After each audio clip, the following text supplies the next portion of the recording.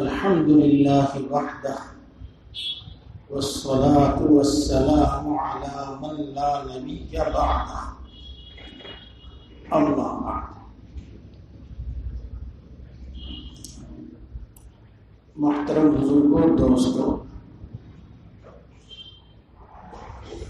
حضرت مولانا حافظ بلال احمد صاحب رحمۃ اللہ علیہ کے حکم پر اور مولانا مفتی محمد اقبال صاحب کی دعوت پر اس سے پہلے بھی کئی مرتبہ یہاں بیان ہوا ہے. پہچان رہے ہوں گے آپ صاحب.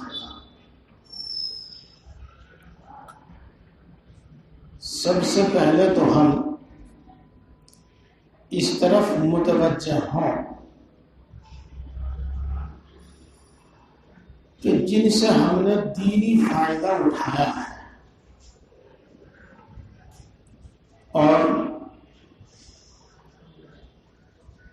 ان کے اخلاق کی برکت سے، ان کی تعلیم کی برکت سے، ان کی دعاؤں کی برکت سے ہم نے ہر طرح کا فائدہ اٹھایا. دنیا کا بھی فائدہ اٹھایا، آخرت کا بھی فائدہ اٹھایا، دنیا کا بھی فائدہ اٹھایا، دین کا بھی فائدہ اٹھایا. ہم ان کے واسطے ہمیشہ دعائے مغفرت کرتے ہیں.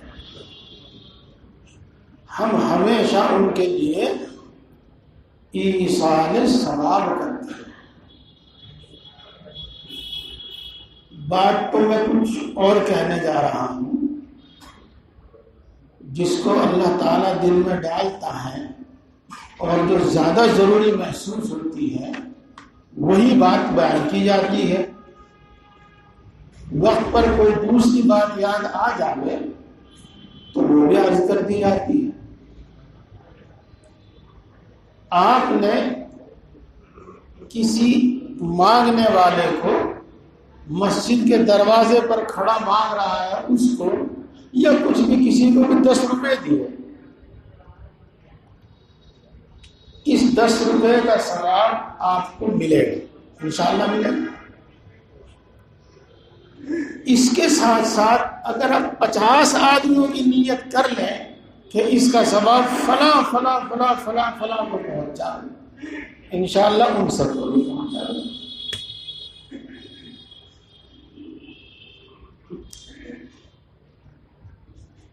قرآن پاک کی تلاوت ضرور کرنی چاہیے، چونکہ فرض واجب تو نہیں کہا جا سکتا، ایسا تو نہیں ہے، لیکن ضرور نہیں بلکہ ضرور بھی ضرور کرنی چاہیے. ہر اس آدمی کو قرآن پاک کی تلاوت ضرور بھی ضرور کرنی چاہیے جو قرآن پاک پڑھا ہوا ہے. حافظ ہو، ناظرہ پڑھنے والا ہو، 1 پارہ پڑھے ہوئے ہو یا 30 پارے پڑھا ہوا ہو، اس کو قرآن پاک کی تلاوت ضرور کرنی چاہیے. جی. اور قرآن پاک کی تلاوت کرنے کے بعد ہر دن، یوں نہیں کہ آپ قرآن پاک ختم ہونے کا انتظار کریں. قرآن پاک کی تلاوت کرنے کے بعد جتنا بھی آپ نے پڑھا ہے، پاؤ پارہ، آدھا پارہ، 1 پارہ، جو بھی آپ نے پڑھا ہے، اس کا ثواب آپ کو تو ملے ہی ملے گا انشاءاللہ. اور جتنوں کو آپ ثواب پہنچانا چاہیں پہنچا دیجیے، سب کو پہنچائے گا انشاءاللہ. تو حافظ ہی کے نام سے مشہور تھے، حالانکہ ماشاءاللہ مولانا بھی تھے. تو حافظ رحمۃ اللہ علیہ کو بھی ثواب میں ہمیشہ یاد رکھیے. ہاں، اللہ تعالیٰ ان کی مغفرت فرماوے، ان کے درجات کو بلند فرماوے، اعلیٰ علیین میں ان کو جگہ عطا فرماوے. اپنی بات شروع کرنے سے پہلے ایک اور بات میں آپ کو بتلا دوں، اور بہت ضروری بات ہے، بہت ضروری بات ہے.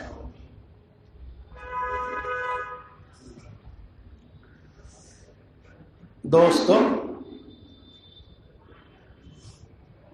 جتنی اولاد جتنی آپ کو اپنی اولاد کی فکر ہے نا.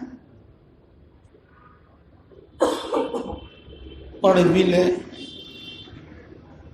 اس کا کاروبار بھی ہو جاوے, اس کا مکان بھی ہو جاوے, اس کی شادی بھی ہو جاوے, اس کا یہ بھی ہو جاوے, اس کا وہ بھی ہو جاوے. کچھ ایسا محسوس ہوتا ہے کہ آدمی کو اتنی اپنی فکر نہیں ہوتی جتنی اپنی اولاد کی ہوتی ہے. اور یوں سوچتا ہے یہ کہ قیامت تک کا انتظام کر کے جاؤں میں اپنی زندگی میں اپنی اولاد کے لیے. چلو اس پر تو گفتگو پھر ہوگی, بعد میں ہوگی. میں یہ عرض کرنا چاہتا ہوں کہ جتنی محبت باپ کو اپنی اولاد سے ہوتی ہے اس سے کہیں زیادہ محبت ایک عالم دین کو اپنے شاگردوں سے ہوتی ہے, اور اس سے کہیں زیادہ محبت ایک شیخ کو اپنے مریدوں سے ہوتی ہے. یہ بات میں نے آپ کو اپنے الفاظ میں بتلا دی. میرے شیخ حضرت مولانا مسیح اللہ خان صاحب, میرے شیخ اول حضرت مولانا مسیح اللہ خان صاحب جلال آبادی نور اللہ مرقدہ واقعات سنایا کرتے تھے. پہلے تو آپ یہ بتائیے گا کہ ابھی 6 بجنے میں 10 منٹ ہیں, بیان کب تک ہو جائے؟ 8 بجے نماز ہے. اچھا, تو اگر 7 بجے تک 7:30 بجے تک ہو تو کوئی حرج تو نہیں ہے؟ اچھا, جب ختم ہوگا یہ کر دیں گے. چلیے, جب وقت میں گنجائش ہے تو مجھے ایک واقعہ یاد آیا, میں آپ کو بتاتا ہوں. ایک ایک چیز میں, ایک ایک جملے میں نصیحت ہے, ایک ایک جملے میں نصیحت ہے. جی, حضرت نے واقعات سنائے, ان میں سے ایک واقعہ یہ سنایا کہ ایک شیخ نے کہا کہ بھئی کھیر کھانے کو جی چاہ رہا ہے.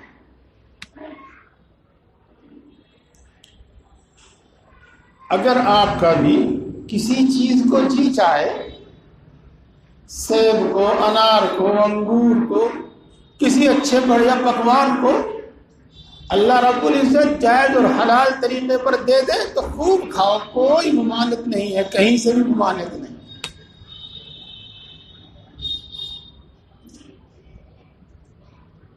کھیر کھانے کو جی چاہ رہا ہے,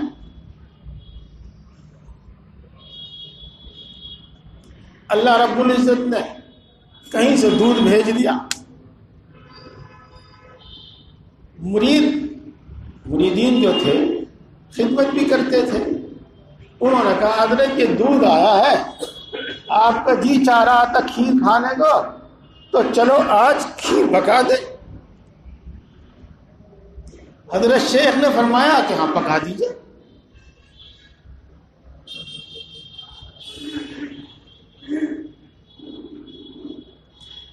کھیر پک گئی, دسترخوان پر آئی, اور شیخ نے چمچ سے یا ہاتھ سے کھانا شروع کیا, منہ کے قریب لائے, واپس رکھ دی.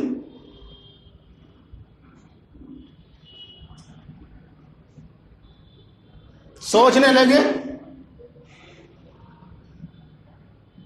خادم نے جو ہاں مریدین تھے انہوں نے عرض کیا کہ حضرت کیا بات ہے؟ فرمایا چوری کی بو آ رہی ہے, اس میں سے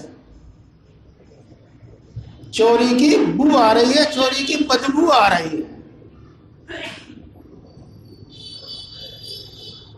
آگے بعد میں چلیں گے, سنیے.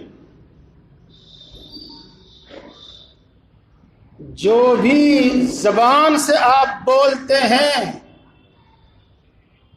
آپ کے دل پر اس کا ایک ضرور اثر مرتب ہوتا ہے. بھلا بولا تو بھلا اثر, اور برا بولا تو برا اثر. جی, جو بھی آپ کرتے ہیں, تنہائیوں میں کرتے ہیں, مجلسوں میں کرتے ہیں, کھلے عام کرتے ہیں, ہر عمل کا ایک اثر مرتب ہوتا ہے، ایک اثر ظاہر ہوتا ہے آپ کی زندگی میں اور آپ کے اعمال میں، آپ کے اخلاق میں، آپ کے دلوں میں۔ جی، اور اس کو محسوس کرنے والے محسوس کرتے ہیں۔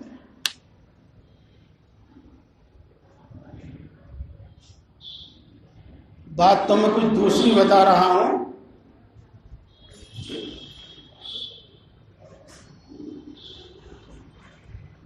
ایک مرتبہ نہیں، پتہ نہیں کتنی مرتبہ جب ہم حضرت مولانا مسیح اللہ خان صاحب نور اللہ مرقدہ کی خدمت میں حاضر ہوئے، کیونکہ زیادہ ملاقات، زیادہ آمد رفت انہی کے پاس رہی تقریباً 18 سال تک، اور چونکہ کیرانہ اور جلال آباد نزدیکی ہے تو کثرت سے آنا جانا بھی ہوتا تھا۔ 7-8 سال میں وہاں پڑھا بھی ہوں۔ اگر معمولات کی پابندی چل رہی ہے، اعمال ٹھیک چل رہے ہیں، تو حضرت کی ملاقات کا انداز کچھ اور ہوا کرتا تھا، اور حضرت کی گفتگو کا انداز کچھ اور ہوا کرتا تھا، اور ان میں کوتاہی چل رہی ہے تو ملاقات کا انداز، گفتگو کا انداز کچھ اور ہوا کرتا تھا۔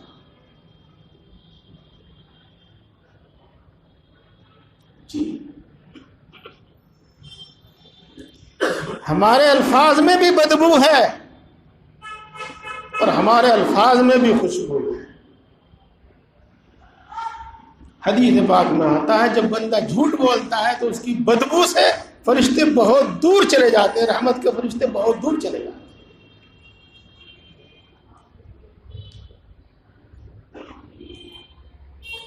شیخ نے کہا کہ چوری کی بو آ رہی ہے اس میں سے۔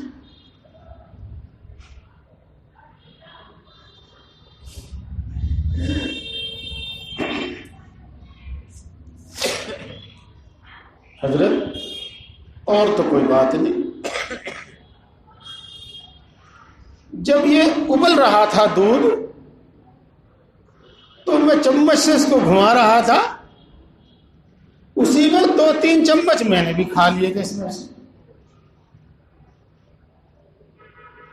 اور وہ 2-3 تھے خادم، انہوں تینوں نہ کھائے۔ اچھا، بغیر اجازت کے کیوں کھایا؟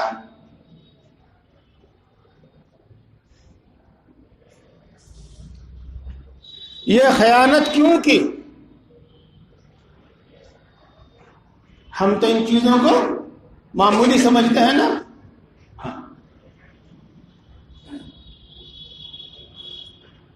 حضرت مولانا مسیح اللہ خان صاحب نور اللہ مرقدہ کی خدمت میں ہر دن عصر کے بعد، عصر سے مغرب تک رہنا ہوا کرتا تھا۔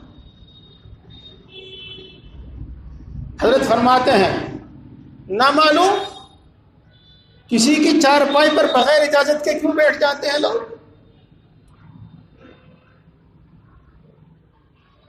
نہ معلوم کمرے کے ساتھیوں کا لوٹا بالٹی بغیر اجازت کے کیوں استعمال کر لیتے ہیں لوگ۔ یہ نصیحت کا انداز ہے، نہیں کرنا چاہیے۔ بغیر اجازت کیوں کھائیں؟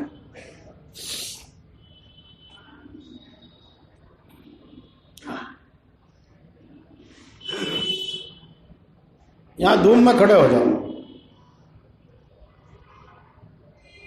3 تھے، تینوں کو دھوم میں کھڑا کر دیا، کھڑے رہے۔ سخت گرمی کا زمانہ تھا، پسینہ بہا اور ایڑیوں تک بہا، حتیٰ کہ کچھ نہ کچھ زمین بھی گیلی ہو گئی۔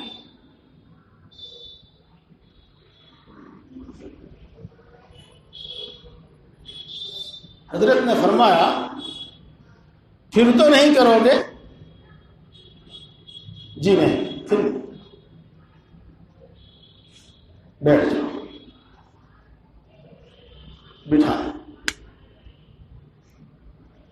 دوسرے خادم کو حکم دیا، سینگی لگانے والا ہوتا نا، گندا خون نکالنے والا ہے، خون نکالنے والا، اس کو بلا کے لاؤ۔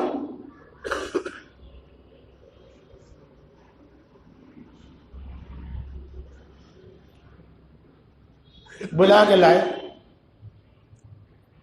شیخ نے کہا دیکھو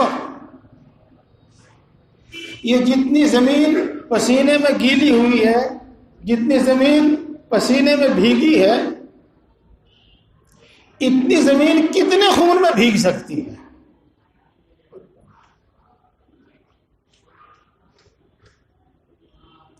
اتنے خون میں بھیگ سکتی ہے۔ میرا خون نکالو، اور جس جگہ ان کا پسینہ گرا ہے وہاں پر میرا خون ڈال دو۔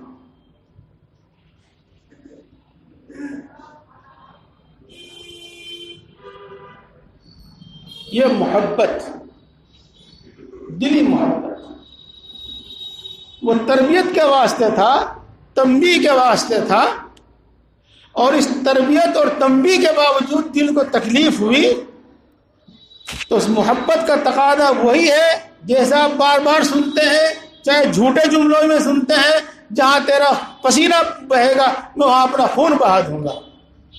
لوگ کہیں جھوٹ کہیں یا سچ کہیں، لیکن یہاں سچ تھا۔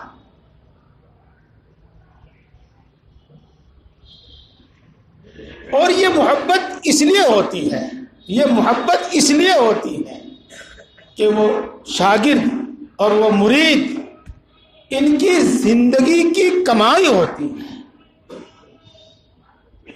اور ان سے جو سلسلہ چلے گا وہ قیامت تک، جب تک دنیا میں دین رہے گا اس وقت تک اس شیخ کے، اس عالم کے، اس استاد کے نامہ اعمال میں ثواب پہنچتا نہیں۔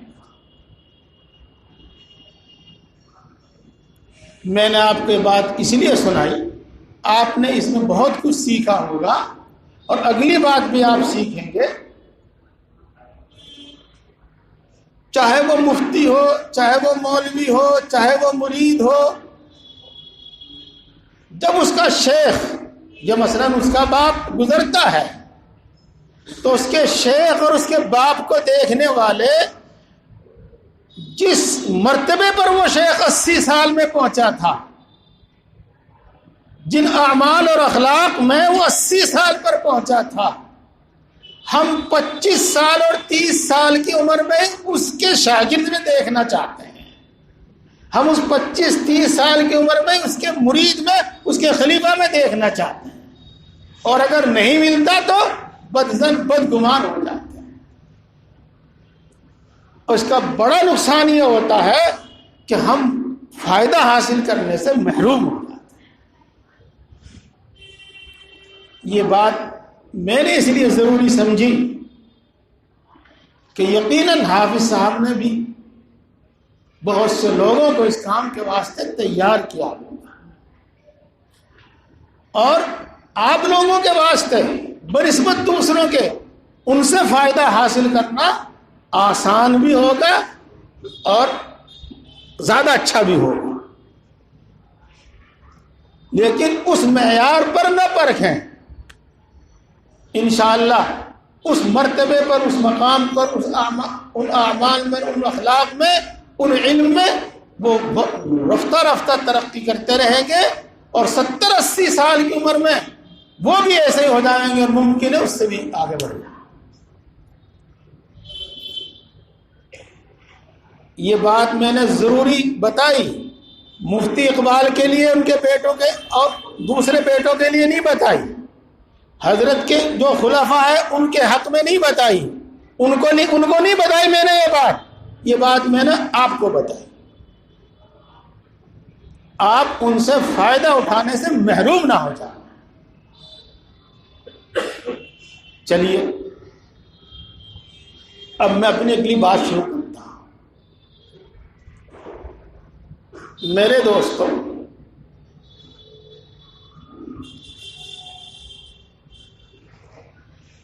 اس وقت کی جو صورتحال ہے،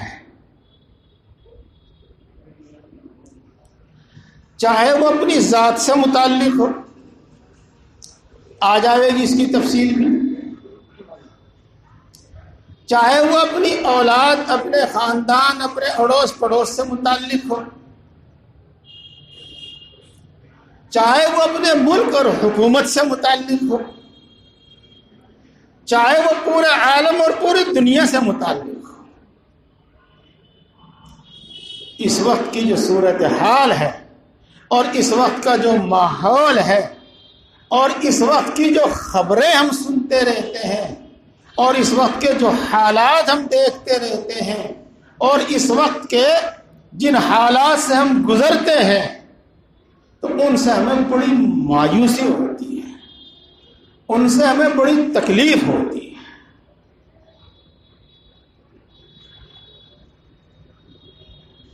پھر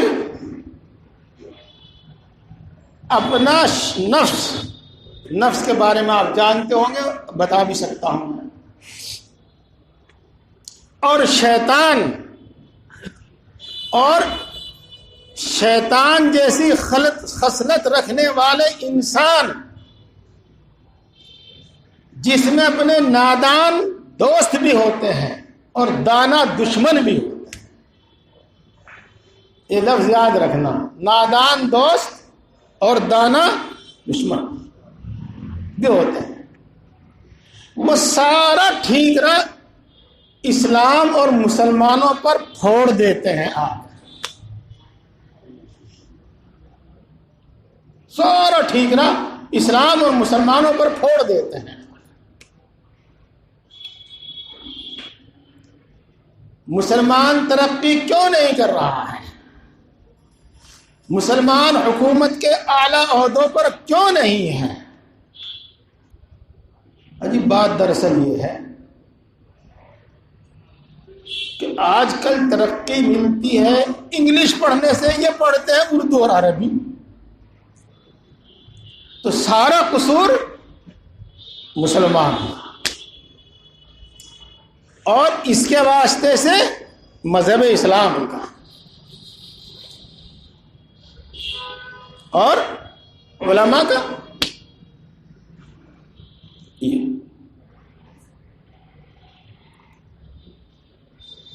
پھر کچھ ہم اس کے مطابق دیکھنے بھی لگتے ہیں، کچھ نہ کچھ ہمیں اس کے مطابق نظر بھی آ جاتا ہے، تو ہم یقین کر بیٹھتے ہیں کہ واقعی ایسا ہی ہے۔ انگلش میڈیم والوں کو وہاں نوکری مل گئی، اس لیے انگلش میڈیم والا امریکہ چلا گیا، انگلش میڈیم والا برطانیہ انگلینڈ چلا گیا، تو ہمیں یقین ہو جاتا کہ ہاں ایسا ہی۔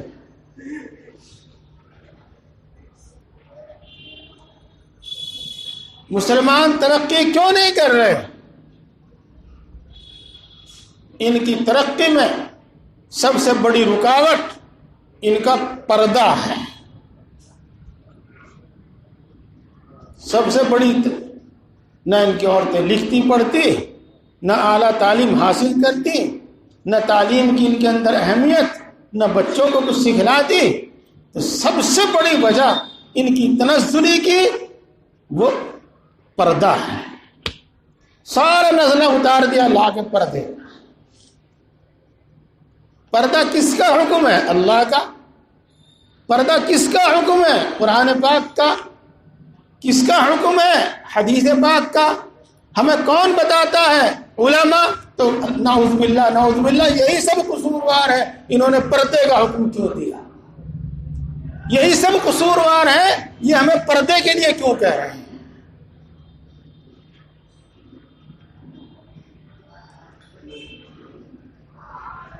یہی حال سود کا مسئلہ، اور نہ معلوم کہاں کہاں تک۔ یہ تو میں نے آپ کو 2-3 مثالیں دی تھی۔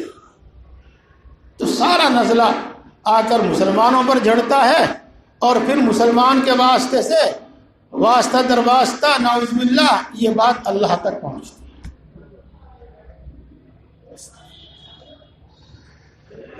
جب مسلمان، خاص طور سے نوجوان، یہ دیکھتے ہیں کہ ہمارا تو اس حکومت میں کوئی حصہ ہی نہیں ہے، کچھ ہے ہی نہیں، اور ساری دنیا سے کچھ ایسی ہی خبریں آتی ہیں، مسلم ممالک سے کچھ ایسی ہی خبریں آتی ہیں، تو بچپنے میں تو کھیل کود سے فرصت نہیں ہوتی، بڑھاپے میں ہائے توبہ سے فرصت نہیں ہوتی، جوانی میں کچھ جذبات ہوتے ہیں تو جو نوجوان بہت مایوس ہوتا ہے، بہت مایوس ہوتا ہے، اور کہیں نہ کہیں جا کر یہ بھی یہی سوچنے لگتا ہے کہ بھائی جب تک ہم دوسری قوموں کے قدم بقدم نہیں چلیں گے ترقی نہیں ہوگی۔ نہیں سنے آپ نے یہ الفاظ؟ بارہا سنے ہوں گے آپ نے، جی بارہا سنے ہوں گے۔ شاید آپ اردو اخبار نہ پڑھتے ہو، ہم پڑھتے ہیں جی۔ وہ بی بی سی ہے نا، بی بی سی، ہاں میرے ایک دوست کہا کرتے تھے کہ بڑی لنکا ہے وہ، ہاں ہے تو اردو، بڑی صاف اردو بولتے ہیں، لیکن کیا کہتے ہیں وہ، اور ان کا نشانہ کہاں ہوتا ہے؟ ہاں تو یہ حال ہے، سارا نزلہ وہ گویا کہ بس یوں کہہ دو کہ اسلام پر جھڑتا ہے۔ اس کا اثر طبیعتوں پر یہ ہوتا ہے، کہیں مایوسی ہوتی ہے، کہیں اسلام کی طرف سے شک و شبہ پیدا ہوتا ہے، کہیں یہ جذبہ پیدا ہوتا ہے کہ بھئی دنیا میں اگر جینا ہے تو ترقی اگر کرنی ہے تو بس پھر یہ تقوی طہارت کی اور شریعت کی پابندی چھوڑنی پڑے گی۔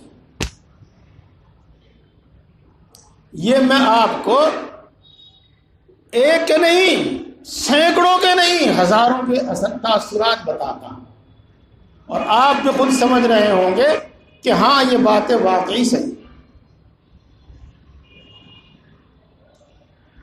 میرے دوستو، پہلے تو میں آپ کو ایک بات یہ بتا دوں، ایک تو ہے ایمان۔ سن رہے آپ؟ بڑی توجہ سے، ماشاءاللہ سب سمجھدار پڑھے لکھے لوگ ہیں، میں آپ کو اور تاکید کے طور پر کہتا ہوں کہ دماغ کو حاضر کر کے اور توجہ سے سنیں۔ ایک تو ہے ایمان اور ایک ہے اسلام۔ اسلام ہے، ایمان ہے دل کے یقین کا نام، اور اسلام ہے احکام کا نام، مسائل کا احکام کا نام، اعمال کا نام، اور فضائل ہیں ترغیب کے واسطے تاکہ ان پر عمل ہو سکے۔ تو ایک ایمان ہے اور ایک احکام ہے، یا کہہ لو اعمال ہے اسلام۔ شک و شبہ سے ایمان ختم ہو جاتا ہے۔ ایمان اس تصدیق کا نام ہے، اس طرح سچا ماننے کا نام ہے جس میں ذرہ شک و شبہ نہ۔ میری آنکھوں دیکھا غلط ہو سکتا ہے، سینکڑوں ہزاروں لوگوں کا کہا ہوا غلط ہو سکتا ہے، لیکن اللہ کے رسول کی بات غلط نہیں ہو سکتی۔ اتنا سچا، اتنا سچا۔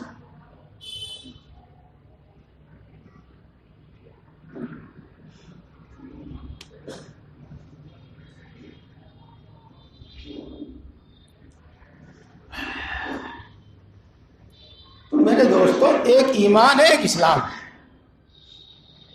ایمان تصدیق کا نام ہے، تصدیق کا مطلب آپ سمجھ گئے ہوں گے، جس میں کسی قسم کا شک و شبہ گوارا نہیں، برداشت نہیں۔ ایک احکام ہے اور اعمال ہے، ان میں کوتاہی سے کچھ نہ کچھ کام چل جائے، ان میں کوتاہی سے کچھ نہ کچھ کام چل جائے گا، اللہ اپنے فضل سے معاف فرما دے۔ اللہ کو کوئی چھوٹا سا عمل پسند آ جاوے اور وہ سبھی گناہوں پر قلم پھیر دے. اللہ رب العزت کسی نیک بندے کی سفارش سے، کسی نیک بندے کی دعا سے معاف فرما دے. اللہ رب العزت محض اپنے فضل سے معاف فرما دے بغیر کسی چیز کے. کہ ایمان اگر چلا گیا اور شک و شبہ اگر پیدا ہو گیا تو پھر کوئی گنجائش نہیں، پھر کوئی گنجائش نہیں. تو میں آپ کو پہلا پیغام یہ دینا چاہ رہا ہوں کہ حالات کچھ بھی ہو جائیں، حالات کچھ بھی ہو جائیں، لیکن کبھی قرآن و حدیث میں اور دین و اسلام میں شک و شبہ مت کرنا.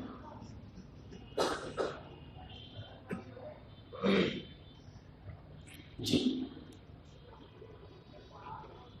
ہے تو ایک مذاق کا قصہ، مذاق صحیح، اور شاید آپ سمجھ بھی نہ پاوے، لیکن میرے پاس اور کوئی دوسرا واقعہ نہیں، اس لیے میں بتا رہا ہوں. تبت یدا ابی لہب وتب، یہ تو پڑھتے ہی ہیں نا. تو تبت یہ مؤنث غائب کا صیغہ ہے، یعنی ایک ایسا لفظ ہے جس میں کوئی بات کسی عورت نے کہی، مؤنث نے، عورت نے کہی، یہ مؤنث کا صیغہ ہے. ایسا لفظ ہے جو عورت بولتی ہے. جی تو ایک شخص تھا جو عربی گرامر پڑھ رہا تھا، ایک بچہ تھا جو عربی گرامر پڑھ رہا تھا، سمجھ کے پڑھ رہا تھا، چھوٹا سا بچہ تھا، سمجھ کے پڑھ رہا تھا. اس کے استاد نے اس کو بتا دیا تھا کہ واحد مؤنث غائب کا صیغہ ہے، یہ ایک ایسا صیغہ ہے جو عورت بولتی ہے، ایک ایسا لفظ ہے جو عورت بولتی ہے. جو اس کے سینئر ساتھی تھے انہوں نے کہا کہ نہیں، مؤنث غائب کا صیغہ نہیں، مذاق بھی چلتی ہے، کچھ اور بھی چلتا ہے، نہیں وہ صیغہ نہیں وہی ہے. اب بچے تو عام طور سے اڑ جاتے ہیں، جو کچھ اس کے استاد نے بتا دیا اس پر وہاں سے وہ ٹلتے نہیں، ہٹتے نہیں، اور اس نے سمجھ کے پڑھا تھا. اگر واحد مؤنث غائب کا صیغہ نہیں ہے. ہاں اس کے بعد نہیں فلاں عالم نے لکھا ہے، تو خیر قصہ مختصر، اس بچے نے جو کہا کہ اگر میں عرش پر بھی لکھا ہوا دیکھ لوں تو ماننے کا نہیں ہے، واحد مؤنث کا ہی صیغہ ہے. تو دوستو ایسا یقین ہونا چاہیے کہ یوں کہوں کہ ساری دنیا کچھ بھی کہے، جو قرآن اور حدیث ہے وہی سچ ہے.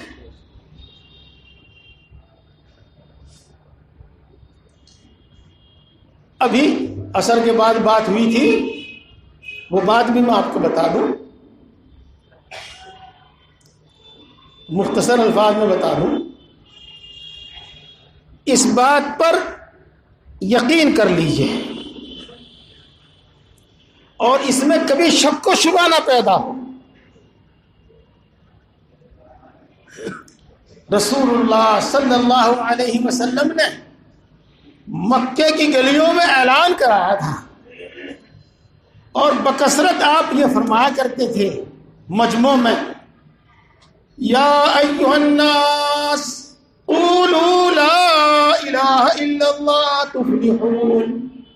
اے لوگو لا الہ الا اللہ کہہ لو کامیاب ہو جاؤ. جس کا حاصل یہ ہے کہ اے لوگو اسلام قبول کر لو، ایمان لے آؤ، کامیاب ہو جاؤ. تو میرے دوستو کچھ بھی ہو جاوے کبھی اس میں شک و شبہ نہ ہو، کبھی اس میں شک و شبہ نہ ہو. ہماری تباہی کے جو اسباب ہیں اور ہماری تنزلی کے جو اسباب ہیں، نیچے گرنے کے جو ہمارے اسباب ہیں، وہ کچھ اور ہی ہیں، وہ کچھ اور ہیں. میں ان کو نہیں بیان کر رہا ہوں، میں آج یہ سبق دینے آیا ہوں اور یہ بات سمجھانے آیا ہوں کہ کبھی اسلام کے بارے میں شک و شبہ نہ پیدا ہو، کبھی ایمان میں شک و شبہ پیدا نہ ہو، قرآن میں کبھی شک و شبہ پیدا نہ ہو، حدیث میں کبھی شک و شبہ پیدا نہ ہو، اسلامی قانون اور شریعت میں کبھی شک و شبہ پیدا نہ ہو۔ یہ سمجھنا۔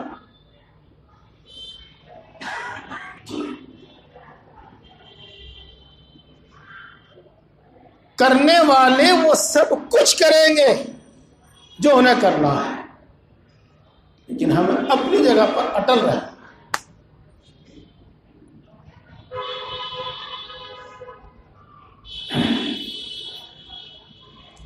قرآن پاک کا ایک قصہ سناتا ہوں۔ حضرت آدم علیہ السلام کو اللہ نے پیدا فرمایا، مٹی سے پیدا فرمایا، اپنے ہاتھ سے بنایا، پیدا فرمایا۔ خوب سنا ہے، بار بار آپ نے سنا ہے۔ بات چل رہی ہے کہ قرآن کی بات میں، حدیث کی بات میں شک و شبہ نہ۔ ڈاروین کی یہ بات مت سنیے، اس پر کوئی دلیل نہیں ہے کہ انسان بندر تھا، ترقی کر کے وہ اس حال یہاں تک پہنچا ہے۔ اس کی کوئی حقیقت نہیں ہے، کوئی اصلیت نہیں ہے اس کی۔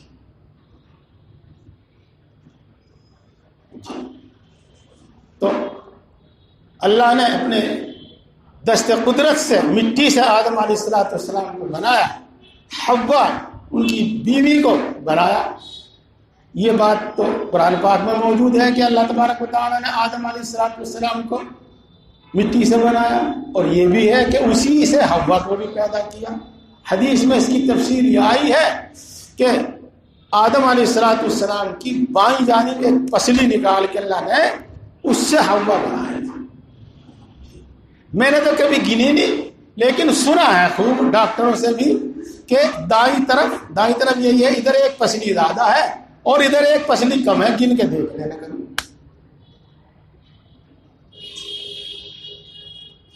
تو آدم اور حوا جنت میں رہتے تھے، سب چیز کی چھوٹ تھی، بس حکم یہ تھا کہ اس درخت کے پاس بھی مت آنا۔ اور آدم علیہ السلام پورے عیش و آرام کے ساتھ زندگی گزار رہے تھے۔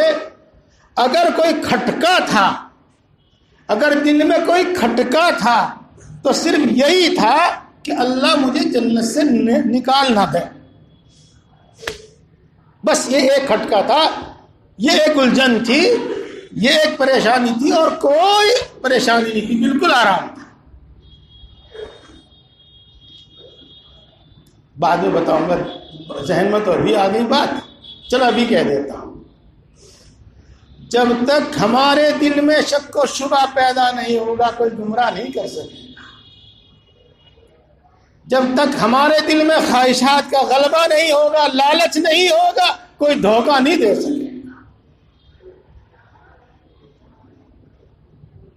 جی، جوا سٹے میں ہم یوں ہی مرتے ہیں کہ لالچ ہے، ایک کے 100 آویں گے، ایک کے 1000 آویں گے۔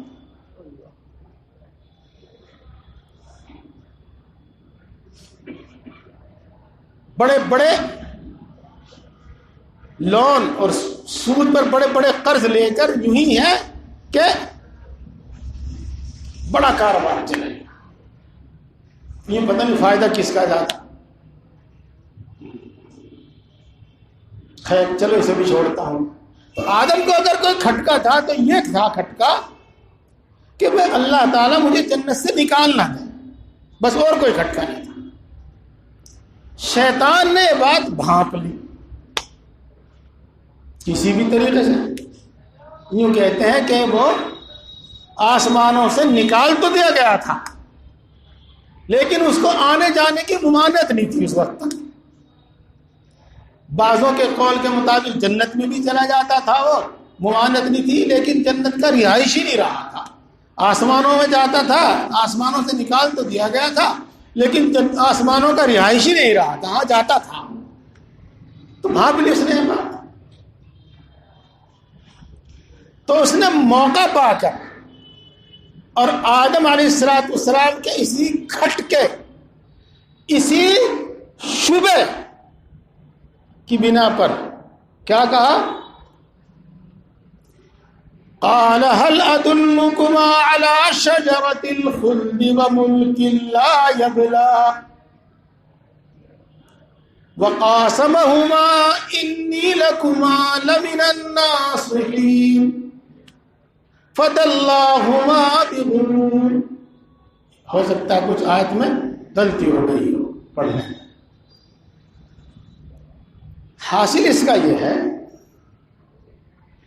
کہ شیطان نے آدم علیہ السلام کے دل کی وہ بات بھاپ کر، اس کھٹکے کو بھاپ کر یہ کہا کہ میں تمہیں ایک بوٹی ایسی بتاؤں گا، اگر تم اسے کھا لو گے تو ہمیشہ جنت میں رہو. قال هل ادلكما على شجرة الخلد وملك لا يبلى. اس آیت شریفہ کا یہی ترجمہ ہے جو میں نے آپ کو بتایا. ایک ایسا درخت بتاؤں گا، اگر تم اس میں سے کچھ کھا لو گے تو ہمیشہ رہو گے. اس کی تاثیر یہ ہے کہ جنت میں ہمیشہ رہو گے.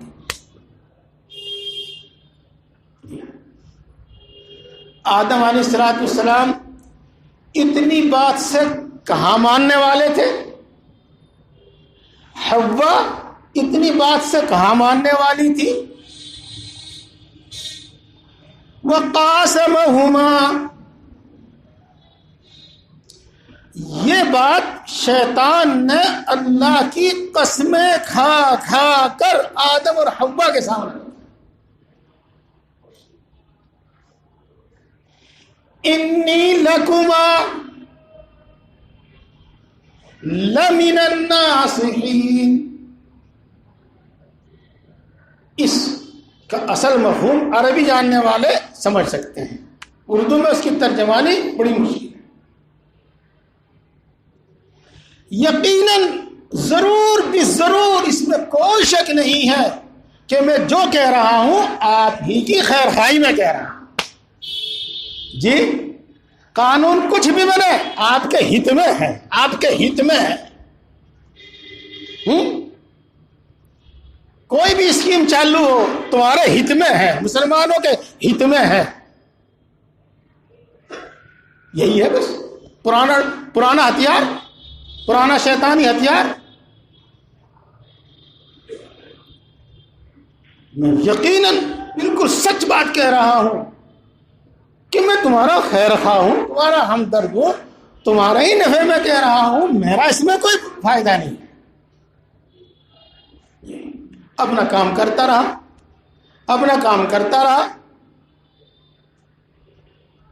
ٹھیک، حتیٰ کہ آدم علیہ السلام اور حوا علیہ السلام اس کی بات سے متاثر ہو گئے. میں آگے پھر چلوں گا، ایک بات سنو اور بڑی توجہ سے سنو. جتنی توجہ سے سن رہے ہیں آپ اس سے زیادہ توجہ درکار ہے. جو آپ سنتے رہتے ہیں اور جو آپ پڑھتے رہتے ہیں اور جو آپ دیکھتے رہتے ہیں اس سے متاثر نہ ہو، ایسا ہو نہیں سکتا. جو آپ برابر دیکھتے رہتے ہیں اس سے ضرور متاثر ہوں. جو آپ برابر سنتے رہتے ہیں اس سے ضرور متاثر ہوں.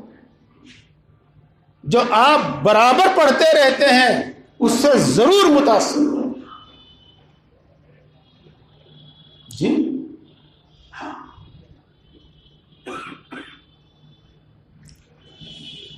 زیادہ نہیں میں کہتا، ایک تھوڑی سی توجہ آپ کی میں.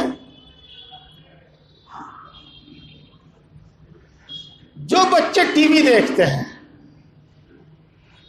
سینما دیکھتے ہیں، چاہے وہ اتنے بچے ہو یا اتنے بچے ہو،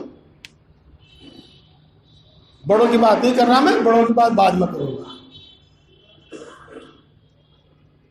یا آج تو موبائل میں دیکھتے رہتے ہیں سب کچھ. آپ غور کرنا، جو ان کا پسندیدہ ہیرو ہیروئن ہوتا ہے نا، اس کا اسٹائل اس میں خود بخود آ جاتا ہے، بات کرنے کا، اور بات کے وقت آنکھیں مٹکانے کا، اور بات کرنے کے وقت ہاتھ ہلانے کا، اور بات کے وقت جسم ہلانے کا، وہ اسٹائل ان میں خود بخود آ جاتا ہے۔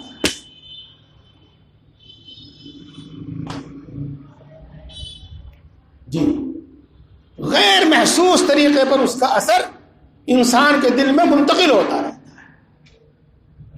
بظاہر وہ منورنجن ہوتا ہے، تفریح، منورنجن، لیکن اس کا جو ایک اثر ہے وہ رفتہ رفتہ رفتہ رفتہ ہمارے اندر منتقل ہوتا رہتا ہے۔ تو دیکھ لیا کرو کیا منظر دیکھنے کا ہے اور کیا نہیں دیکھنے کا ہے، کیا سننے کی چیز ہے اور کیا سننے کی چیز نہیں ہے، اور کیا پڑھنے کی ہے اور کیا پڑھنے کی نہیں ہے۔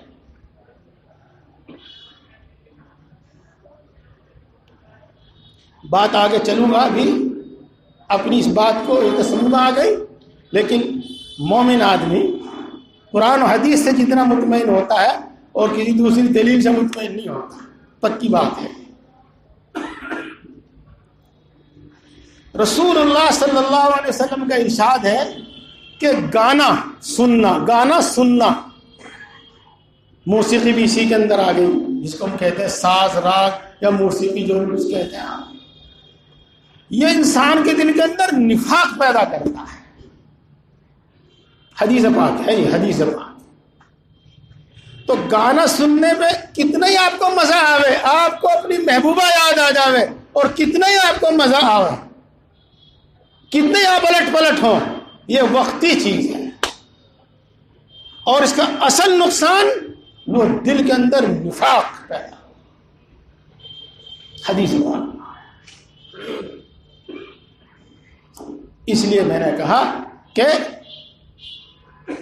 جو سننے کی چیز ہے وہی سنو، ہر چیز نہ سنو۔ جو دیکھنے کی چیز ہے وہی دیکھو، ہر چیز نہ دیکھو۔ جو پڑھنے کی چیز ہے وہی پڑھو، سب کچھ نہ۔ جی واہ، ہمارے اندر اثر آ ہی نہیں سکتا، ہم تو بڑے پکے ہیں جی، اجی ہم تو چیخنے کھڑے ہیں، ہمارے اندر آ ہی نہیں سکتا۔ غلط۔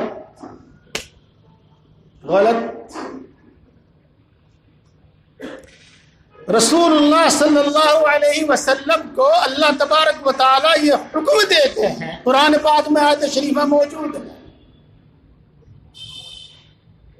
کہ جب کافر لوگ میری آیتوں میں، آیتیں تو آپ سمجھتے ہی ہیں قرآن پاک، اس کا ایک دوسرا مطلب میرے احکام اور مسائل میں، میرے احکام میں عیب نکال رہے ہوں، تو آپ ان کے پاس سے اٹھ جایا کرو، ان کے پاس مت بیٹھا کرو۔ اور اگر کسی سبب سے آپ بھول جائیں یا کوئی مصلحت آپ کے دل میں آ جاوے تو یاد آنے پر فوراً کھڑا ہو جایا کرو وہاں سے۔ میری آپ کی کوئی حیثیت ہے، متاثر نہ ہو، میری آپ کی کوئی حیثیت ہے؟ ہرگز نہیں، ہرگز نہیں۔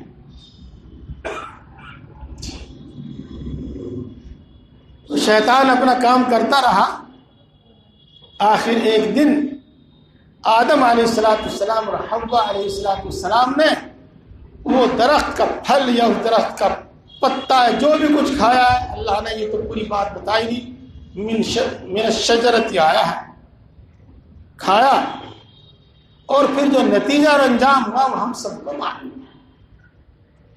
بس میں آپ کو یہ بتلانا چاہتا ہوں کہ نادان دوست اور دانا دشمن ہر وہ جتن کرتے ہیں جس سے ان کا مقصد پورا ہو جائے،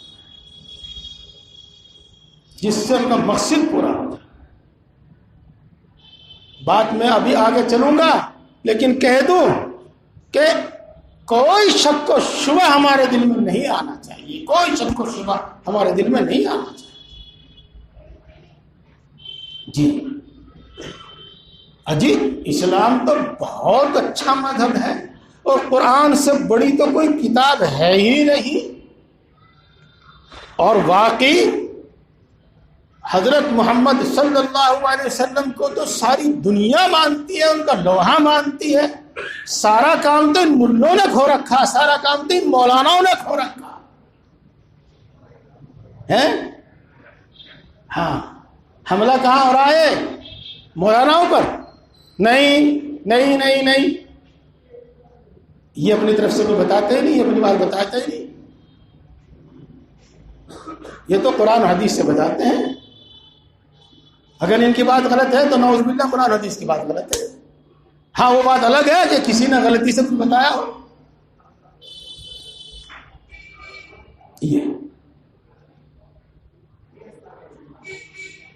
قرآن پاک تو بالکل سچا ہے, باقی اس کو سمجھا نہیں گیا ہے. اور یہ ملا کیا سمجھے, اب تو ملا بھی نہیں کہتے, ملے ہیں ملے. یہ کیا سمجھے, یہ پی ایچ ڈی کیے ہوئے ہیں, یہ آکسفورڈ کے ڈاکٹر ہیں, اور یہ علی گڑھ کے ہیں, اور یہ جامعہ ملیہ کے پروفیسر ہیں, اور یہ فلاں ہیں, اور یہ فلاں ہیں.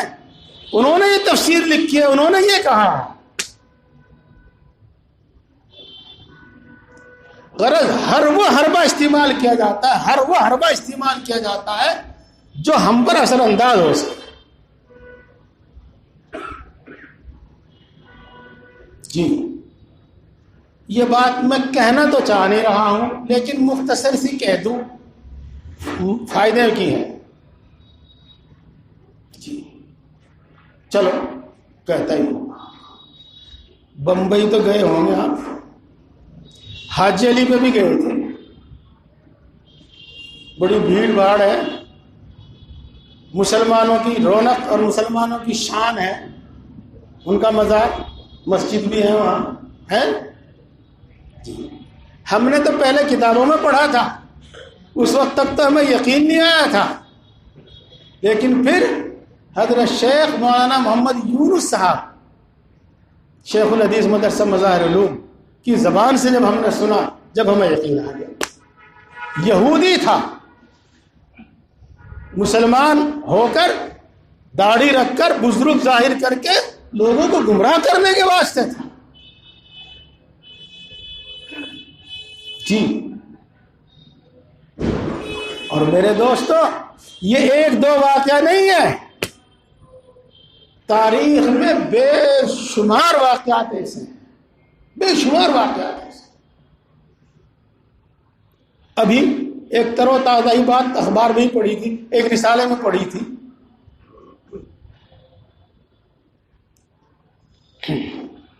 ریاض میں ایک فیکٹری میں ایک ملازم تھا,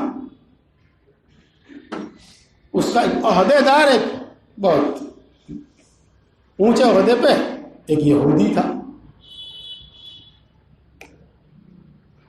اس شخص کا کوئی کام اٹکا ہوا تھا, اس پاکستانی مسلمان کا ایک کام اٹکا ہوا تھا. اس نے کسی طریقے سے کوشش کر کے اس مینیجر سے ملاقات کی. وہ تو اقامہ کارن میں لکھا ہوا ہوتا ہے کہ فلاں شخص ہے, پاکستانی ہے, نام وہ تو میں لکھا ہوا ہوتا ہی ہے.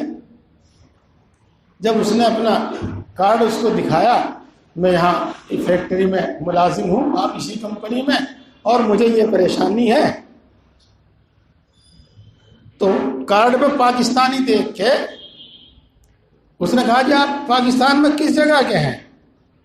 اس شخص نے کہا, یہ زیادہ پرانا واقعہ نہیں, ابھی کا پرانا, ابھی کا واقعہ ہے. تو اس نے بتلایا, مجھے یاد نہیں رہا, نیا نام جو ہوتا ہے وہ زبان پہ بھی نہیں آتا, دماغ پر بیٹھتا. جی میں فلاں شہر کا رہنے والا. اچھا کون سے محلے کے؟ فلاں محلے کا. اچھا میں تو ویسے ہی نام لے رہا ہوں, اس نے نام لیے تھے. آپ شرف الدین کو جانتے ہیں؟ اب جی ہاں جانتا ہوں. آپ علیم الدین کو جانتے ہیں؟ اب جی ہاں جانتا ہوں. وہ یہودی کہہ رہا اس کو. آپ فلاں کو جانتے ہیں؟ جی ہاں جانتا ہوں. اس کے 4 بیٹے تھے، وہ کیا کر رہے ہیں؟ فلاں کی پرچون کی دکان تھی، اب کی پرچون کی دکان ہے یا کچھ اور کر رہا ہے. اس نے جو پورے محلے کی باتیں کرنی شروع کی اور وہاں کے بہت سے لوگوں کے حالات بیان کرنے لگے، تو کہنے لگا جی آپ تو ہیں اسرائیل کے رہنے والے. ہاں یہ مت سمجھنا کہ سعودیہ میں اب سب کچھ ٹھیک ہو رہا ہے. دکھ کی بات ہے، دکھ کی بات ہے جو ہو رہا ہے. اور بات کر رہے ہیں آپ پاکستان کے شہر کی اور پاکستان کے محلے گلیوں، اس شہر کے محلے گلیوں کی اور ان کے آدمیوں کے اور ان کے بچوں کی. تو کہتا ہے کہ اب سچائی ظاہر کرنے میں کوئی اندیشہ نہیں ہے. میں نے آپ کے ہاں 10 سال امامت کی ہے، میں نے اس مسجد میں 10 سال امامت کی ہے.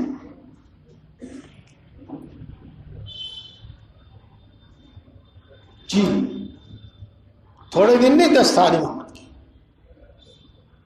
جی یہ کیسے؟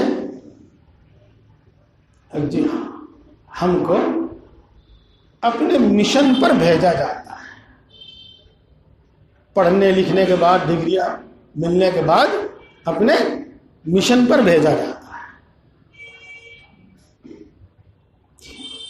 اتنی مدت تک اپنا کام کر کے پھر ہم کو یہ اجازت ہو گئی ہے اور یہ نوکریاں اور یہ بڑے بڑے نوکریاں، بڑے بڑے عہدے وہ وہیں سے پھر ملتے ہیں. جی دوستو، جو روس ہے نا، روس، سوویت یونین اور روس، ایک زمانے میں یہ اسلام کی سب سے ترقی یافتہ ریاست تھی. بڑی ریاست، بڑی زبردست ریاست. آپ میں سے اکثر لوگوں نے تو سنا ہوگا ہدایہ ایک کتاب ہے مسئلے مسائل کی، وہ وہیں لکھی گئی ہے. تو اس کا زوال کس طرح ہوا، وہ کس طرح ختم ہوئی؟ وہ اس طرح ختم ہوئی کہ یہود اور نصارہ نے اپنے بہترین ذہن، بہترین صلاحیت و قابلیت رکھنے والے نو مسلم ظاہر کر کے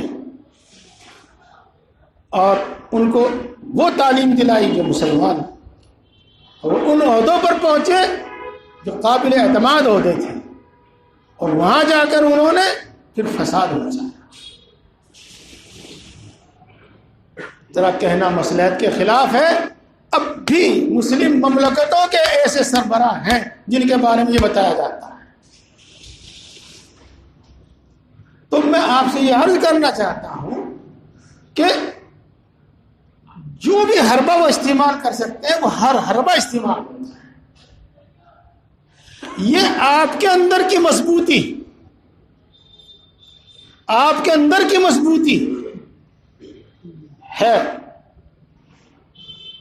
اتنی مضبوطی کہ کوئی دھکا اثر نہ کرے، کوئی مکہ اثر نہ کرے، کوئی حملہ اثر نہ کرے. جی یہ دیوار ہے، میں ڈھانا چاہتا ہوں اس کو، میں نے دھکا مارا، ہل گئی، کیا امید ہو گئی؟ گر جاوے گی.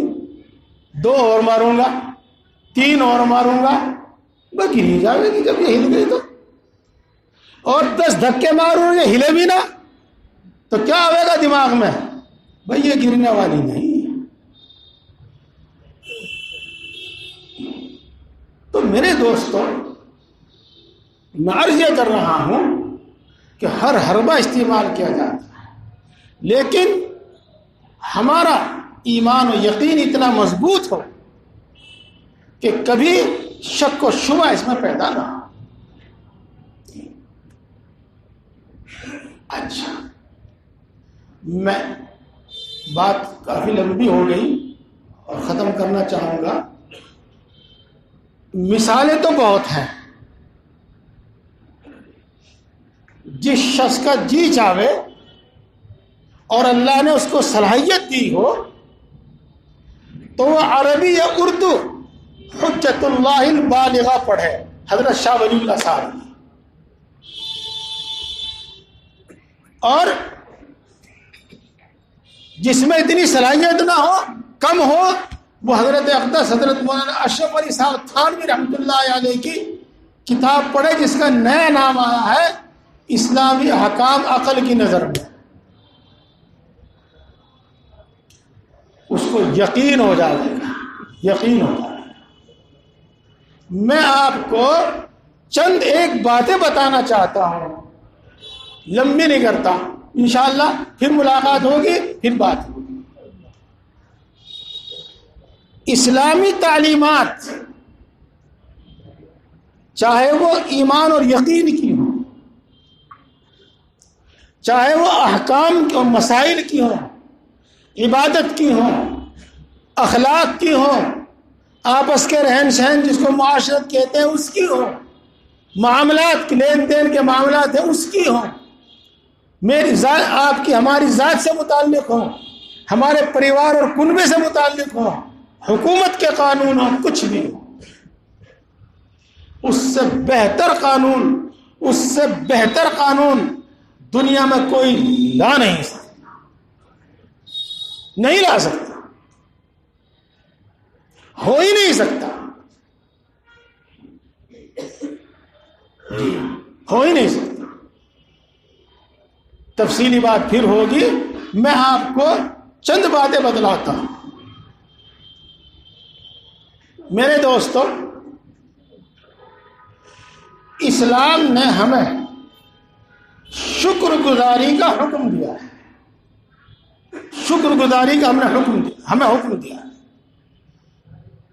اخلاق میں سے ہے یہ، شکر گزاری کا ہمیں حکم دیا ہے.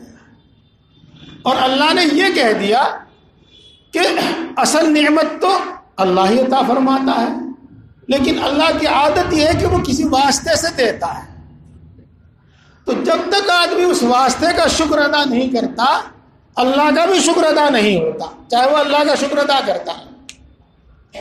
تو ہم پر جو کوئی شخص احسان کرے، ہمارے لیے ضروری ہے کہ ہم اس کا شکریہ ادا کریں. اور شکریہ کسے کہتے ہیں میں اس کو بتاؤں گا تو پھر بات لمبی ہو جائے گی انشاءاللہ. پھر میرے دوستو، آپ ایک بات سمجھو، اگر آپ نے کسی پر احسان کیا ہو اور اس احسان کے بعد وہ آپ کا شکریہ ادا کرے اور اس احسان کے بعد وہ شکر کے جذبات کے ساتھ آپ سے ملے برتاؤ کریں، تو دیکھو آپ کے دلی جذبات کیا ہوں گے. آپ کے دلی جذبات کیا ہوں گے. جیسا کہ ہمارے یہاں مشہور ہے کہ جی وہ چاہتا ہے اپنے منہ میں سے نہیں، اپنے پیٹ میں سے نکال کے کھلا دوں اس کو. اور اس کا الٹا دیکھ لو، جب کوئی شخص ناشکری کرے اور احسان فراموشی کرے، اس وقت آپ کے جذبات کیا ہوں گے اور آپ کے اندر میں کیا چیز ابل رہی ہوگی. یقیناً میں بھی انسان ہی ہوں، بعض اوقات تو یہ فیصلہ کرتا ہے کہ میں نے اس کے ساتھ یہ سلوک کر کے غلطی کی، بہت برا کیا میں نے اس کے ساتھ یہ سلوک کیا. جس نے یہ طے کر لیا کہ میں نے پچھلا جو سلوک کیا وہ بہت غلط کیا، بہت برا کیا، تو کیا وہ آئندہ اس کے ساتھ کوئی اچھا سلوک کرے گا، اچھا برتاؤ کرے گا؟ ہرگز نہیں کرے گا. تو ہمیں اللہ رب العزت نے اپنا شکر ادا کرنے کا بھی حکم دیا، اور جس نے ہم پر احسان کیا ہو، جس نے ہمارا جو احسان میں اس نعمت میں ہمارا واسطہ بنا ہو اس کا بھی شکر ادا کرنے کا حکم دیا ہے۔ دیکھو یہ تعلیم کیسی ہے، دیکھو یہ تعلیم کیسی ہے۔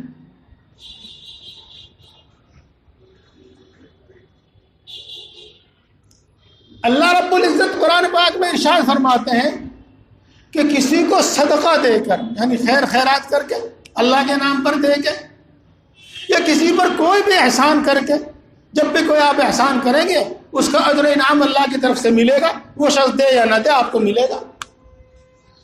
تو احسان جتا کر تم اس کا اجر و انعام ختم نہ کرو۔ کیا معلوم ہوا کہ کسی پر احسان کر کے ہمیں احسان نہیں جتانا چاہیے۔ یہی بات سمجھ میں آئی؟ کیا حکم دیا گیا؟ جس پر احسان کیا اس کو تو یہ حکم دیا کہ تو شکر ادا کر، اس کا شکریہ ادا کر، اور جس نے احسان کیا اس کو یہ حکم دیا کہ تو کبھی اس کو اپنی زبان پر مت لا، تو کبھی اس کو اس احسان کر کے تو کبھی مت جتلا، اس کو یہ حکم دیا۔ کتنی شاندار تعلیم ہے، انسانی جذبات کے بالکل عین مطابق ہے، انسانی فطرت کے بالکل مطابق ہے۔ آپ نے مجھے 10,000 روپے بطور قرض ہی دے دیے،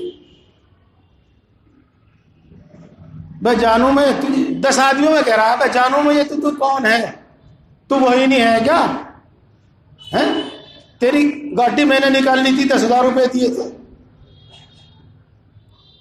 میں جانوں تو چپ کا بیٹھا رہو، تیرا باپ ہمارے یہاں کھا کھا کے پلا۔ یہ ہے وہ احسان جتانا۔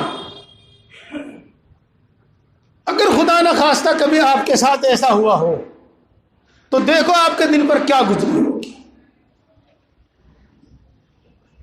دیکھو آپ کے دل پر کیا گزری ہوگی۔ میرے دوستو، اخلاق، اعلی اخلاق کہ احسان کرو تو کبھی زبان پر مت لاؤ، کبھی اس کو شرمندہ مت کرو، جس کو احسان جتلانا کہتے ہیں۔ اور اللہ احسان جتلانے سے اتنا ناراض ہوتا ہے، اتنا ناراض ہوتا ہے کہ وہ یوں کہتا ہے کہ میں نے اس پر جو اجر و انعام مقرر کیا وہ میں نہیں دوں گا تجھے۔ لا تبطلوا اعمالکم، لا تبطلوا صدقاتکم بالمن والاذى، قرآن پاک میں فرماتا ہے اللہ۔ بتائیے کیسی تعلیم ہے یہ تعلیمات کیسی ہیں؟ انسانی ضرورت کی ہیں کہ نہیں ہے؟ پھر میں آگے چلتا ہوں، کیا ان کے بغیر انسان کا کام چل سکتا ہے؟ نہیں چل سکتا۔ مجھے آپ کی ضرورت ہے اور آپ کو میری ضرورت ہے۔ آج مجھے آپ سے ضرورت ہے، آپ سے کوئی ضرورت ہے، کل کو آپ کو مجھ سے ہے۔ میں احسان فراموشی کروں، آپ کے دل کو ٹھیس پہنچے گی اور آپ وہ سلسلہ بند کر دیں گے۔ آپ احسان فراموشی کریں تو میرے دل کو ٹھیس پہنچے گی، وہ سلسلہ ختم ہو جائے گا۔ کوئی بھی احسان کر کر احسان جتائے تو وہ جو دوستی تھی، وہ جو محبت تھی، آج دشمنی میں تبدیل ہو گئی۔ یہ میں نے وہ مثالیں دی ہیں جو روز آپ پر بیتتی ہیں، بیتتی ہوں گی نہیں، کہتا ہوں بیتتی ہیں، میں نے وہ مثالیں دی ہیں۔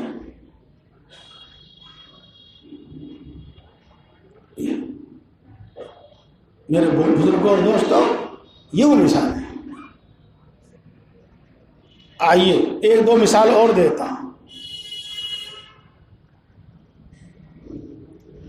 رسول اللہ صلی اللہ علیہ وسلم نے ارشاد فرمایا، من غشنا فلیس منا۔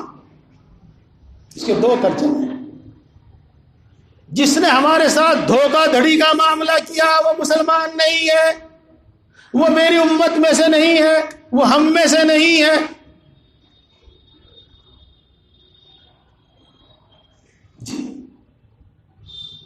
جس نے دھوکہ دھڑی کا کام کیا وہ ہم میں سے نہیں ہے. کتنی اعلیٰ تعلیم ہے, کتنی اعلیٰ تعلیم ہے. جی میں تمہیں اپنا ہی قصہ سنا دوں اور بات کی بات تو شروع کریں گے. ایک ٹھیلی والا ہے جس میں سے اکثر و بیشتر ہم مونگ پھلی لے لیا کرتے ہیں, تو وہ دے دیتا ہے ذرا ٹھیک سے دے دیتا ہے. ایک دن اس کا بیٹا تو وہ تو تھا نہیں, اس کا بیٹا تھا. گھر پہ ہمارے مہمان بھی تھے. ہم نے عادت کے مطابق اس سے کہا وہ تیرا باپ کہاں ہے, ہم تو اسی سے لیا کریں ہمیشہ, اگر وہ آج تو ہے نہیں مگر تمہیں دے دو. اس نے جو پلڑا مارا اور نیچے نیچے کی تو بالکل کباڑا جو تھا, بالکل کباڑا, وہ آدھے سے زیادہ اس میں آ گیا. ہم تو بے فکر تھے کہ ہم تو ہمیشہ اس سے لیتے ہیں, اچھی دیتا ہے. وہ مونگ پھلی گھر بھی گئی, مہمانوں کے سامنے بھی رکھی گئی, ہم نے بھی کھائی. کتنا دکھ ہوا, کتنی بے عزتی ہوئی, کتنی شرمندگی ہوئی. مہمان کہتا تو ہے نہیں اور کہہ بھی دے ہاں کیسے مونگ پھلی لایا.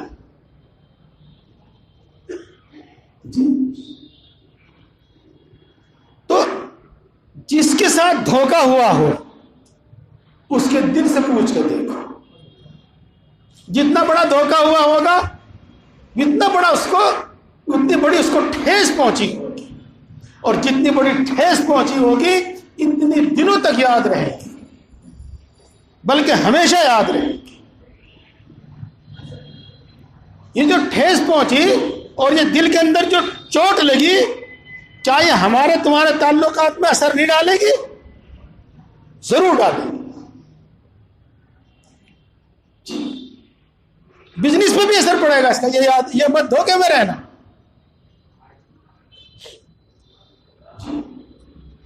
اب بتائیے, من غشنا فلیس منا, جو ہم کو دھوکہ دے وہ ہم میں سے نہیں ہے, جو ملاوٹ کرے وہ ہم میں سے نہیں ہے. انسان کی ضرورت کی چیز ہے, اور اگر اس پر عمل کیا جاوے تو سب مطمئن ہیں, اور روز روز اس میں چوٹ کھاتے رہیں پھر کیا بیتے گی دل پر, اور ہمارے آپس کے تعلقات کیسے ہوں گے. جی اس کا الٹا سنیے, اس کا الٹا سنیے, یعنی دوسری سائڈ, دوسرا رخ. کیا ارشاد فرمایا, جو شخص اپنے سامان کا عیب بتا دے اللہ رب العزت اس کی روزی میں, اس کے نفع میں برکت دیتے. جی ایسا ماحول ہو, ان تعلیمات پر اس طرح عمل ہو, ایسا ماحول ہو کہ آنکھ بند کر کر خرید لیں, آنکھ بند کر کے معاملہ کر لیں, اور اس کے باوجود کوئی دھوکہ نہ. اگر مال میں کمی ہے, عیب ہے تو ظاہر کر دے. جو کمپنیاں ایسی کرتی ہیں ان کا اعتماد بحال ہے, مہر لگا دی, اس میں اتنا نقص ہے, اس میں 30% چھوٹ ملے گی, اس میں 20% چھوٹ ملے گی. میرے دوستوں, یہ چند مثالیں میں نے آپ کو وہ دی جن کا ہمیں روز واسطہ پڑتا ہے, جن کا روز واسطہ پڑتا ہے. میں نے آپ سے ایک مکان خریدا, 10 لاکھ میں طے ہو گیا.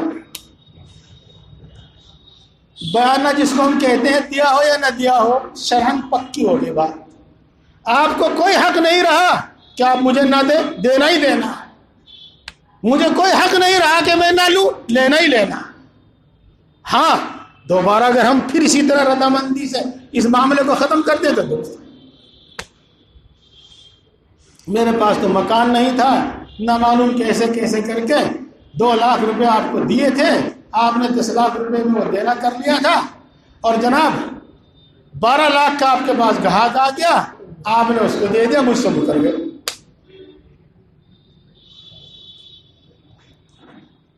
اب بتائیے کیا بیتے گی اس کے دل پر. کیا بیتے گی اس کے دل میں. اور شریعت کا جو حکم ہے وہ میں نے آپ کو بتلا دیا.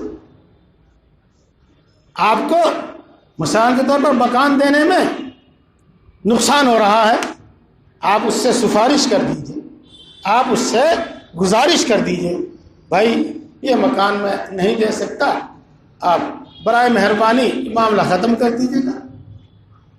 جی اللہ رب العزت یوں ارشاد فرماتے ہیں کہ اگر کسی نے سودا لیا ہو اور بیچنے والا کسی وجہ سے شرمندہ ہو, یعنی اس کو کوئی بھی مجبوری پیش آ گئی ہو, اور خریدنے والا اس معاملے کو ختم کر دے, توڑ دے اس معاملے کو, یعنی اس کی چیز اس کو دے دے, اللہ رب العزت اس کی وجہ سے اس کے سارے گناہ معاف کر دے گا.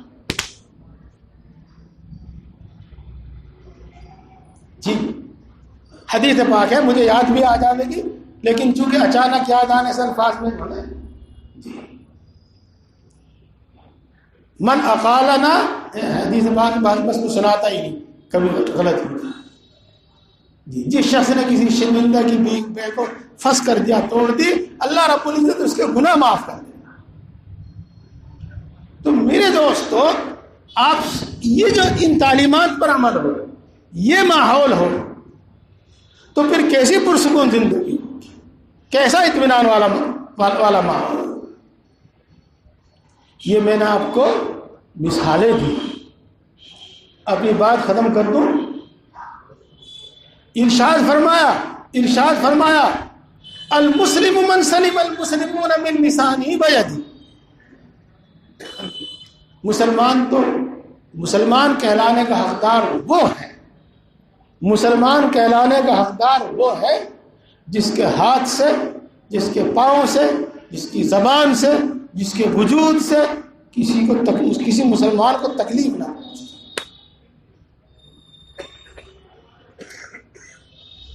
یہ ہے تعلیم, یہ ہے تعلیم. میرے دوستوں, میں آپ کو قانونی ہے نا, ملکی حکومت چلانے کے قانون, ان سے لے کر آپس کا رہن سہن اور آپس کے معاملات سب کی مثالیں دیتا ہوں, لیکن میں انہی پر اکتفا کرتا ہوں, اور اللہ کے نیک بندے کا ایک واقعہ آپ کو سنا کر اور بات کو ختم نہیں کروں گا. ابھی 2-3 بات اور بتاؤں گا جو میں بتا رہا ہوں کہ ہمیں یہ کرنا ہے, آگے بتاؤں گا کہ کس طرح کرنا ہے. حضرت مولانا اشرف علی صاحب تھانوی رحمۃ اللہ علیہ کا انتقال ہوا تھا دستوں کی بیماری. جی, اور یہ واقعہ اسی بیماری کا ہے جس بیماری میں حضرت کا انتقال ہوا. جی, جب دست ہوا تو رات کو پیرانی صاحبہ کو, اہلیہ محترمہ کو نہیں اٹھایا. ان کی نیند میں خلل ہوگا, بار بار اٹھنے سے تندرست بھی بیمار ہو جاتا ہے. خود ہی اٹھے, اور آپ جانتے ہیں وہ زمانہ کون سا تھا, لوٹا اٹھاؤ, گڑھے میں سے پانی لو, پھر بیت الخلا پہنچو, وہ نہیں کہ ٹونٹی والا مسئلہ تھا. تو اٹھے, لوٹا رکھنے کی جو مقررہ جگہ تھی وہاں سے لوٹا اٹھایا, اور پانی جہاں رکھا تھا وہاں سے پانی لیا, بیت الخلا چلے گئے. فارغ ہو کر آ رہے تھے تو غش کھا کر گر گئے. نہ معلوم کیا بات ہوگی, کوئی اولاد تو تھی نہیں, پیرانی صاحبہ کی آنکھ نہیں کھلی, پڑے رہے. جب ہوش آیا, ہمت ہوئی, اٹھ کے جا کے چارپائی پہ لیٹ گئے. دستوں میں تو جوان آدمی کے گوڈے ٹوٹ جا, ہمارے گاؤں کی بولی ہے بھائی, یہ گوڈے ٹوٹ جا, آپ کس طرح کہتے ہو آپ جانو. اور بڑھاپے میں کیا حال ہوگا, وہ تو سبھی جانتے ہیں. چارپائی پہ لیٹنے کے بعد یاد آیا کہ لوٹا صحن میں پڑا ہوا، جہاں میں گرا تھا صحن میں، وہاں لوٹا پڑا ہوا ہے، اور کوئی تھا بھی نہیں، کوئی بچہ نہیں تھا، کوئی مہمان نہیں تھا، بس پیرانی صاحبہ تھی. خیال آیا کہ اگر وہ چلی اور آدمی بے دھڑک چلتا ہے تو لوٹے میں ٹھوکر لگ کے گر جائے گی.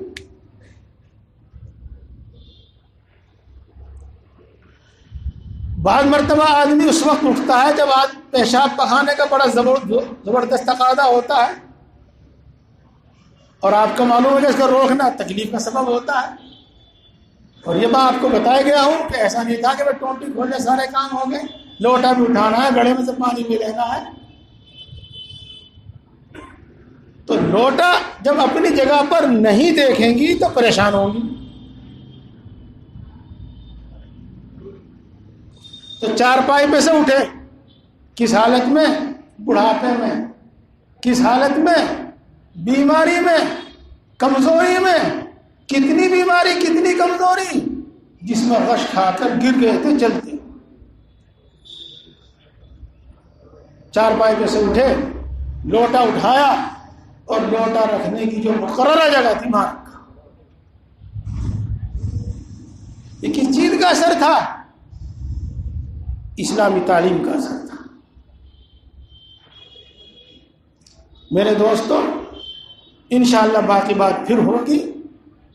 ان چیزوں سے آپ یہ اندازہ لگا سکتے ہیں، ان چیزوں سے آپ اندازہ لگا سکتے ہیں کہ کتنی شاندار تعلیمات ہیں، اور کتنے شاندار احکام ہیں، اور کتنے اعلیٰ درجے کے وہ اخلاق ہیں جن کی ہمیں اسلام تعلیم دیتا ہے.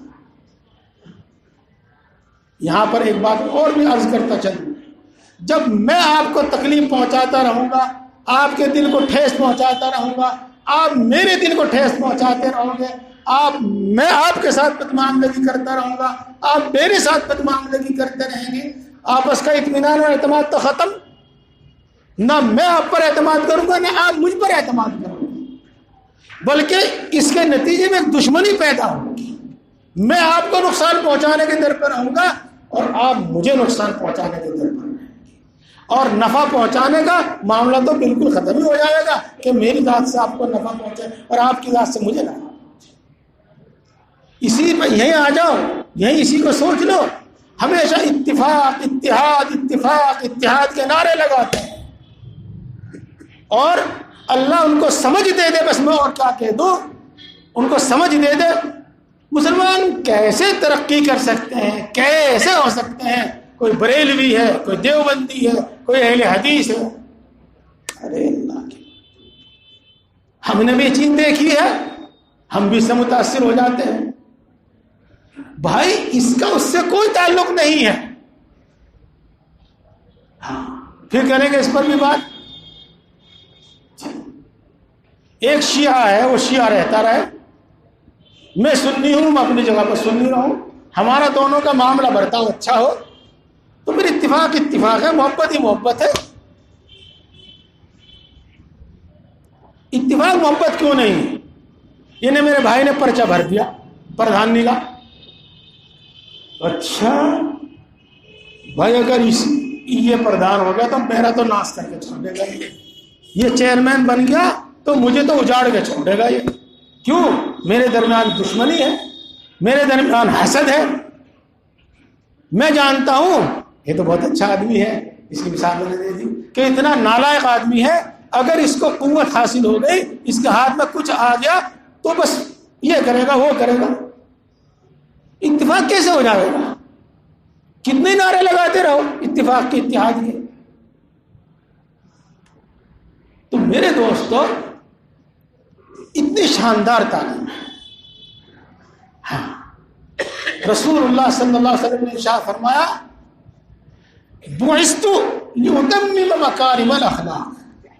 مجھے اللہ رب العزت نے اس لیے بھیجا ہے، مجھے اللہ رب العزت نے اس لیے بھیجا ہے، میں انسانوں کے سامنے اخلاق کا اعلی سے اعلی نمونہ پیش.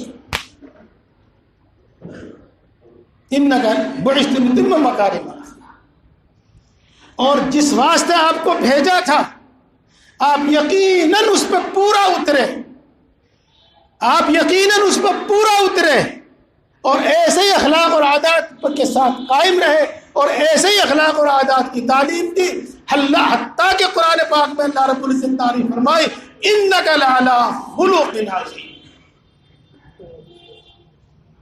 یقیناً اے نبی آپ بڑے اونچے درجے کے اخلاق پر ہیں۔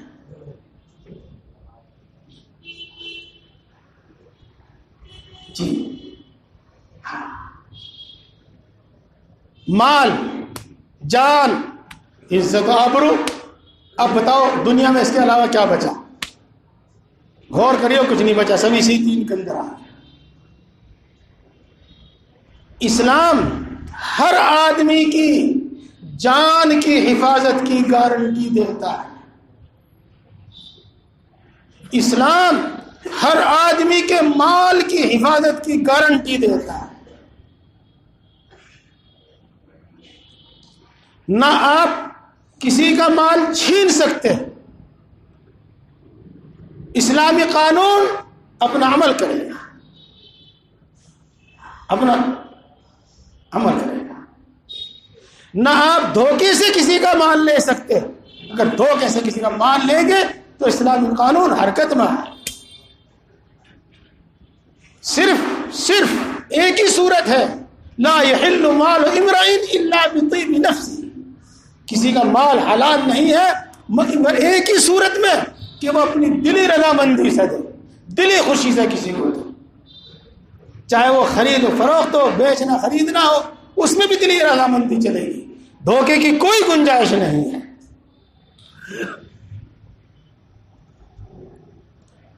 میرے دوستو، میں سمجھتا ہوں کہ بہت حد تک بات آپ کی سمجھ میں آ گئی ہو، چاہے وہ نکاح کا قانون ہو، وہ طلاق کا قانون ہو، وہ میراث کا قانون ہو، خرید و فروخت کا قانون ہو، ملکی انتظام ہو، جنگ ہو، سب جگہ کے قانون ہیں، سب جگہ کے وہ شاندار قانون ہے، وہ شاندار قانون ہے جن کی مثال نہیں۔ بات تو ختم کرنے کا ارادہ کر لیا تھا میں نے، لیکن پھر ایسا موقع ہو نہ ہو توا گھر میں 2 روٹی اور سینک لیں۔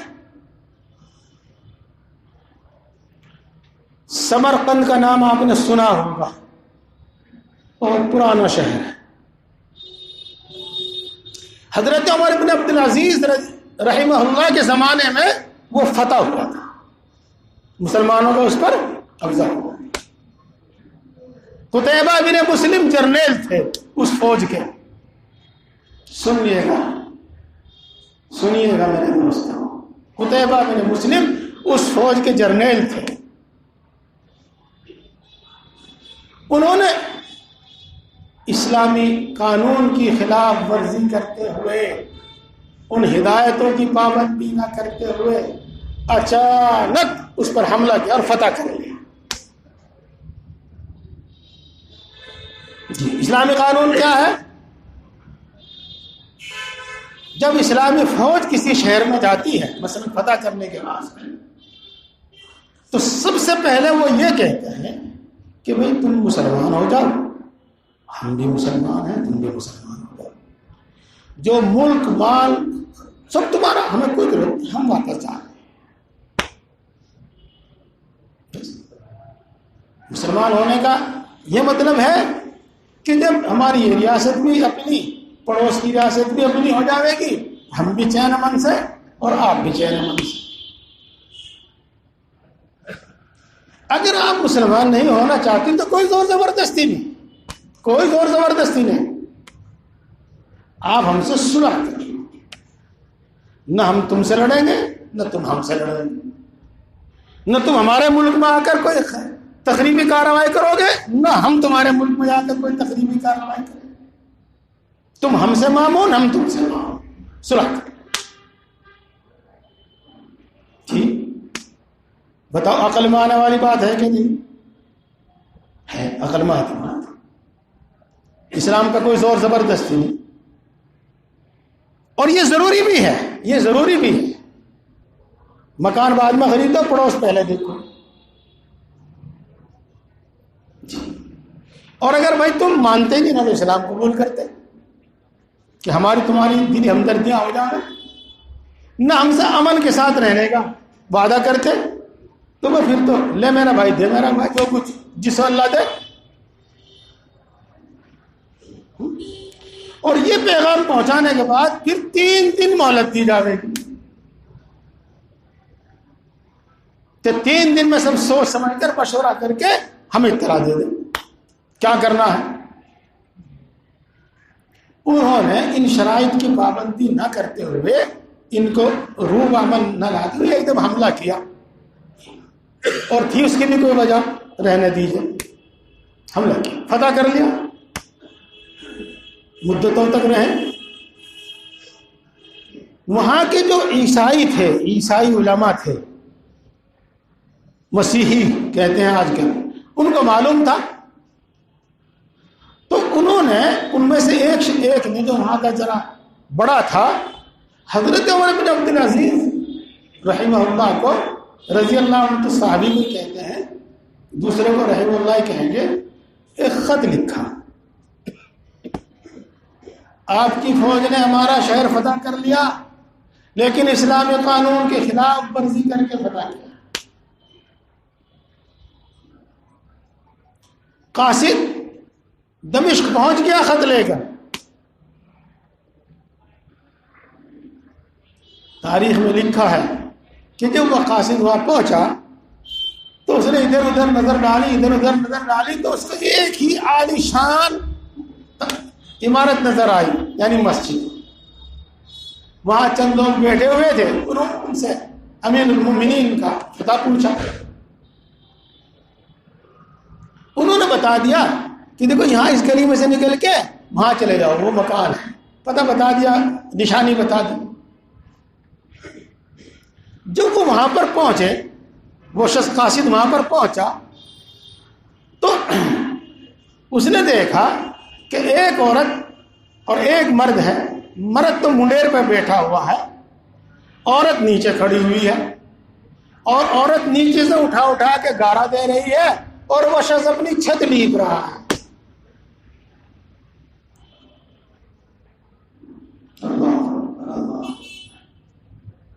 وہ شخص اپنی چھت لیپ رہا ہے۔ یہ تو مسلمانوں کا بادشاہ نہیں ہو سکتا، یہ تو امیر المومنین نہیں ہو سکتا۔ تو واپس وہیں آیا، بھائی مجھے تو کہیں ملا نہیں ادھر امیر المومنین کا گھر، تو جو ہے بھائی یہ رانی کیا آدمی وہ چھوڑ آیا ہوگا، بہرحال ان کو پتا چلا کہ امیر المومنین یہی ہے۔ ان کو خط دے دیا، خط پڑھا،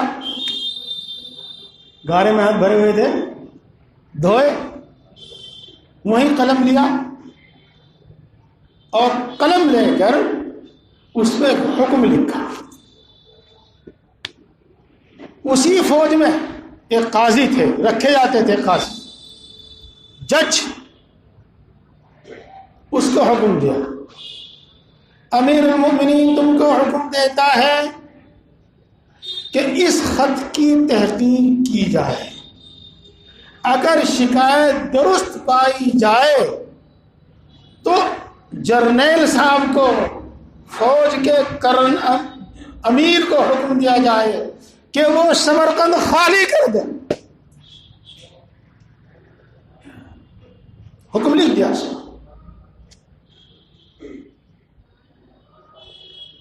ہاں ہم اور آپ تو سونے کی انگوٹھی بھی پہن لیتے ہیں، حرام ہے، پہننی نہیں چاہیے۔ چاندی کی پہن سکتے ہیں 4.5 ماشے سے کم کا۔ کیا کہتے ہیں اس کو؟ خاتم کہتے ہیں عربی میں، اور خاتم کے معنی دراصل مہر ہوتے ہیں۔ سنیے، یہ باتیں سننے کی ہیں میرے بھائی، ہمیں اسلام کی طرف سے، اسلامی تاریخ کی طرف سے اور اسلامی بادشاہوں کی طرف سے بدگمان کیا جاتا ہے۔ بات آگے زبان پہ تو کہہ دوں، اورنگزیب کا نام تو آپ نے بار بار سنا، کیسا انسان تھا وہ؟ حضرت مولانا سید ابو الحسن عالمیہ ندوی نمبر اللہ برکتہ یہ فرماتے ہیں کہ جیسے 4 خلفائے راشدین تھے، ابو بکر صدیق، عمر فاروق، عثمان غنی اور علی رضی اللہ تعالیٰ عنہ، اس درجے کا انسان تھا۔ اورنگزیب ایسا بادشاہ تھا، خلیفہ راشد تھا، بس بات اتنی تھی کہ صحابی نہیں تھا۔ ان کی شراب و کباب کی کہانیاں تو سب بیان کی جاتی ہیں۔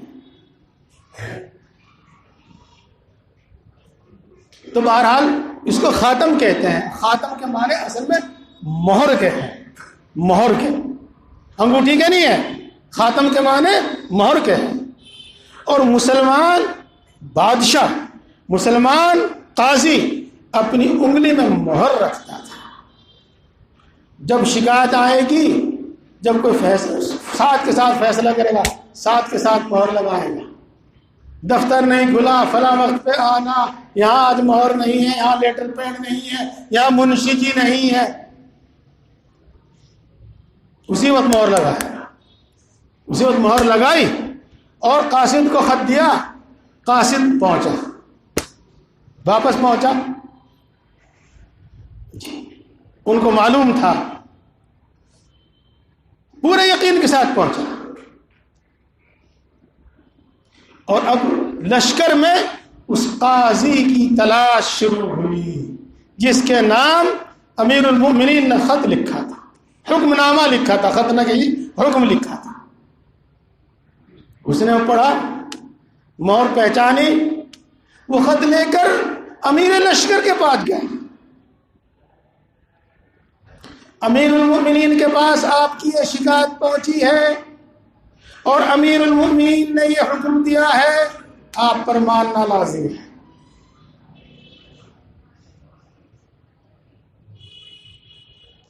امیر لشکر کہتا ہے امیر المؤمنین کا حکم مجھے سر آنکھ آتا ہے، بس روشن تسلیم ہے، آپ قاضی ہیں، آپ فیصلہ دیجیے، آپ فیصلہ دیجیے۔ قاضی نے بیان سنے، اس شخص کے بھی سنے جس نے خط لکھا تھا، امیر لشکر کے بھی سنے۔ امیر لشکر نے جو وجوہات بیان کی، قاضی نے وہ تسلیم نہیں کی، اور قاضی نے یہ فیصلہ دیا کہ اسلامی فوج سمرقند خالی کر دے۔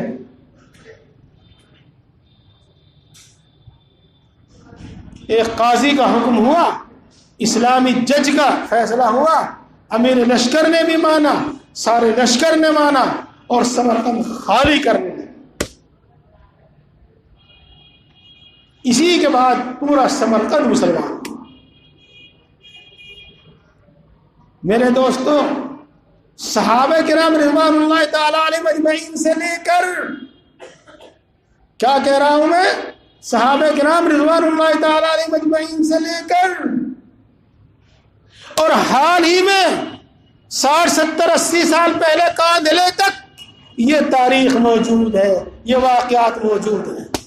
قاندھلے کا واقعہ پھر سنائیں۔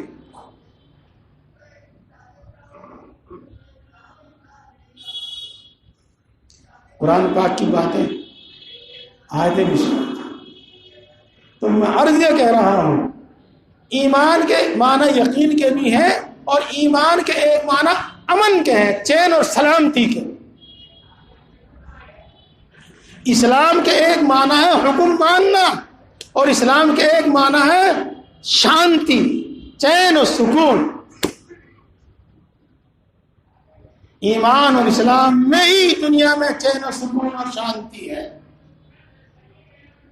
اور ایمان اسلام کی ماننے ہی میں میرے اور آپ کے دل کے اندر چین اور سکون اور شانتی ہے، اور اسلام کی معنی میں ہمارے گھر میں چین اور سکون اور شانتی ہے، اور اسلام کی ماننے ہی میں ہمارے اڑوس پڑوس میں چین اور شانتی ہے۔ بس میں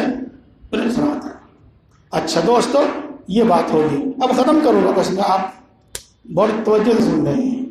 ہمارے اندر دین کیسا ہے، بس اب یہ بات تو بہت ضروری ہے نا، ہمارے اندر دین کیسا ہے۔ تو 4 چیزیں آپ کو کرنی ہوگی، 4 چیزیں سے، اور انشاءاللہ پھر ہوگی تفصیلی بات، آج میں اجمالاً بتاتا ہوں۔ 4 کام آپ کو کرنے ہوں۔ نمبر 1 علم، نمبر 2 ذکر، نمبر 3 مجاہدہ، بتاؤں گا تھوڑا تھوڑا، اور نمبر 4 اہل اللہ کی صحبت، اہل دین کی صحبت۔ علم، ذکر، مجاہدہ اور اہل دین کی، دینداروں کی صحبت۔ اسلام کے بارے میں اور اسلام کے ہر حکم کے بارے میں خوب پڑھو، خوب پڑھو، اتنا پڑھو کہ آپ کے دل کا شک و شبہ دور ہو جائے۔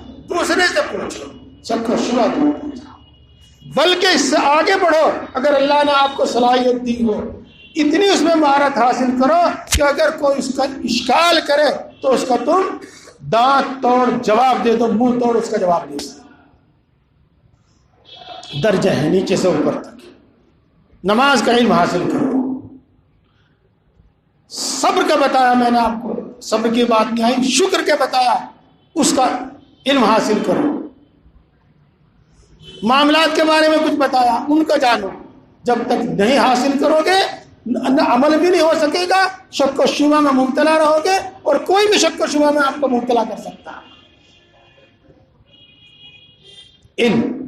نمبر 2 ذکر۔ جی میرے دوستو، مختصر میں کہوں، میں تو کہتا نہیں، نہ اپنے بارے میں کہوں نہ آپ کے بارے میں کہوں، اگر کسی کے دماغ میں، مائنڈ میں تھوڑی خرابی آ جائے، بیماری آ جائے، تو وہ صحیح سوچ لے گا۔ سوچنے کا تو نہیں صحیح، نہیں صحیح سوچے، وہ تو الٹی سوچے گا، غلطی غلط سوچے گا۔ جی بات ہے، آنکھوں دیکھی بات ہے۔ اگر کسی کا معدہ خراب ہو جاوے تو جو کھاوے گا ہضم ہو جاوے گا، یہ اوپر میں نکلے گا یا نیچے میں نکلے گا، نہ جزو بدن ہوگا بلکہ اور بیماری بڑھا سکتا ہے۔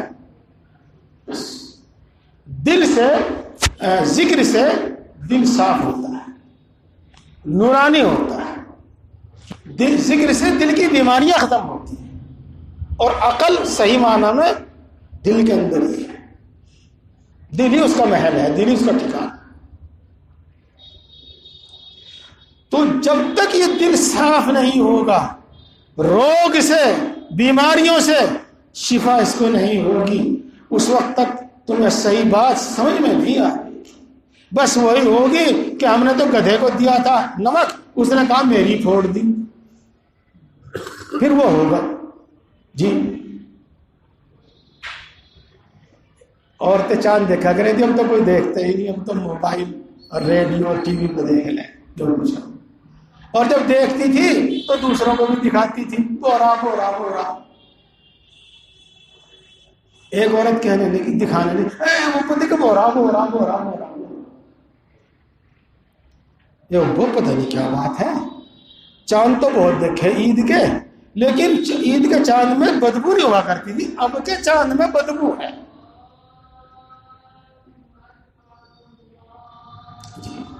بعض جائز ہے، ذکر اور تلاوت بند کر دینی چاہیے، تعلیم جاری رکھنی چاہیے اذان کے بعد۔ اب کہ تو بدبو آ رہی اس میں، کبھی کہ لوگ چاند الٹا ہے، کبھی کہ تارا کیوں نکلا، بس توہمات میں مبتلا ہو جاؤ۔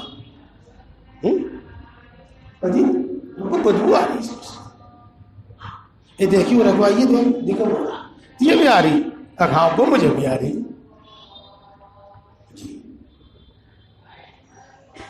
پتہ کیا چلا؟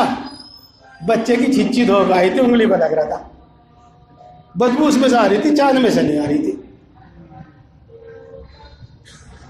کمی اپنے اندر، نہ اتنا علم، نہ اتنی عقل، خواہشات کا غلبہ، خواہشات کا غلبہ، یہ سمجھ میں نہیں آتی بات دین کی۔ دیکھو بات دوستو، جس شخص میں بہت غصہ ہو، آپ اس کو صلح کی بات کریں، بھائی تو ہٹ پیچھے، تو ہمیشہ ایسی بات کریں، ماننے کا نہیں بالکل بھی۔ ہاں غصہ ٹھنڈا ہو جاوے اس کا، پھر آپ اس کو نفع نقصان کی بات بتاؤ تو مان لے گا. یہی ہے نا، جب دل میں خواہشات کا غلبہ ہوتا ہے تو وہ باتیں اس کو سمجھ، عقل و انصاف کی باتیں اس کی سمجھ میں نہیں آتی، خواہش کی بات اس کی سمجھ میں آتی ہے. تو ذکر دل صاف ہوتا ہے، دل تندرست ہوتا ہے. ان ذکر مجاہدہ، اسلامی احکام ہو یا کوئی بھی حکم ہو، اس کو پورا کرنے میں مشقت اٹھانی پڑتی ہے. آپ اپنی باڈی بنانا چاہتے ہیں تو جم میں جاؤ گے، کچھ زور پڑے وہاں سے، ہاں پڑے. صبح کو دوڑ لگاؤ گے، سویرا سویرا اٹھ کے نیند کی قربانی دو گے، دوڑو گے، گرمی لگے گی، سانس چڑھے گا، کچھ تو کرنا پڑے گا. اسلامی احکام میں جو مشقت ہو اس کو برداشت کرنا، اس کا نام ہے مجاہدہ. مجاہدہ 3 چیز ہوگی، اور چوتھی چیز اہل اللہ کی صحبت. صحبت کا اثر آتا ہی ہے بات. تو میرے دوستو، دین اپنے اندر پیدا کرنا ہے تو علم، ذکر، مجاہدہ اور صحبت، اس سے ہماری اصلاح ہوگی، اس سے ہم دین پر چلیں گے. اللہ تبارک و تعالی ہمیں عمل کرنے کی توفیق عطا فرمائے. وآخر دعوانا الحمد للہ رب العالمین الرحمن الرحیم مالک یوم الدین والصلاة والسلام علی سید الانبیاء والمرسلین محمد وآلہ واصحابہ اجمعین. لا الہ الا انت سبحانک انی کنت من الظالمین. اے اللہ تو سب سے بڑا ہے.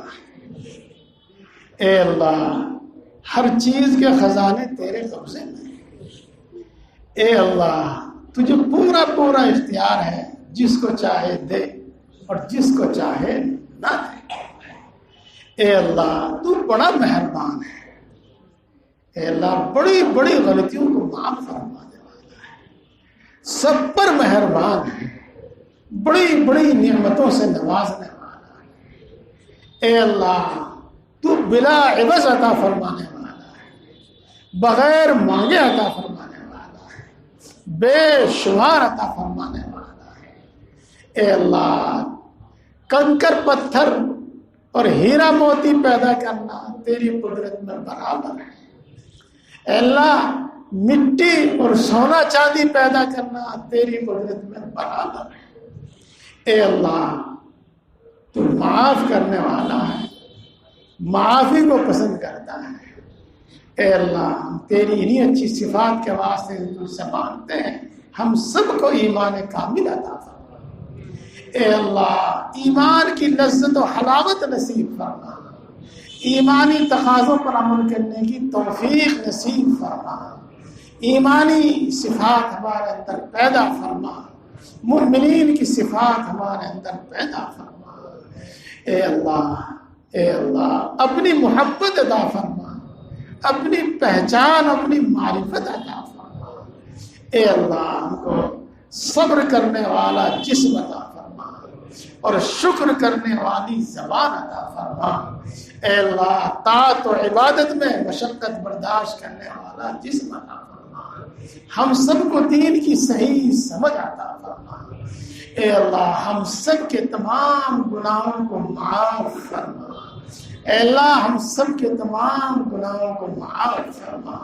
اے اللہ ہمارے ماں باپ کی، ہمارے بڑوں کی، چھوٹوں کی، اے اللہ حافظ صاحب کی جو بھی دنیا سے رخصت ہو چکے ہیں ان سب کو بھی معاف فرما. اللہ ان سب کی بھی مغفرت فرما.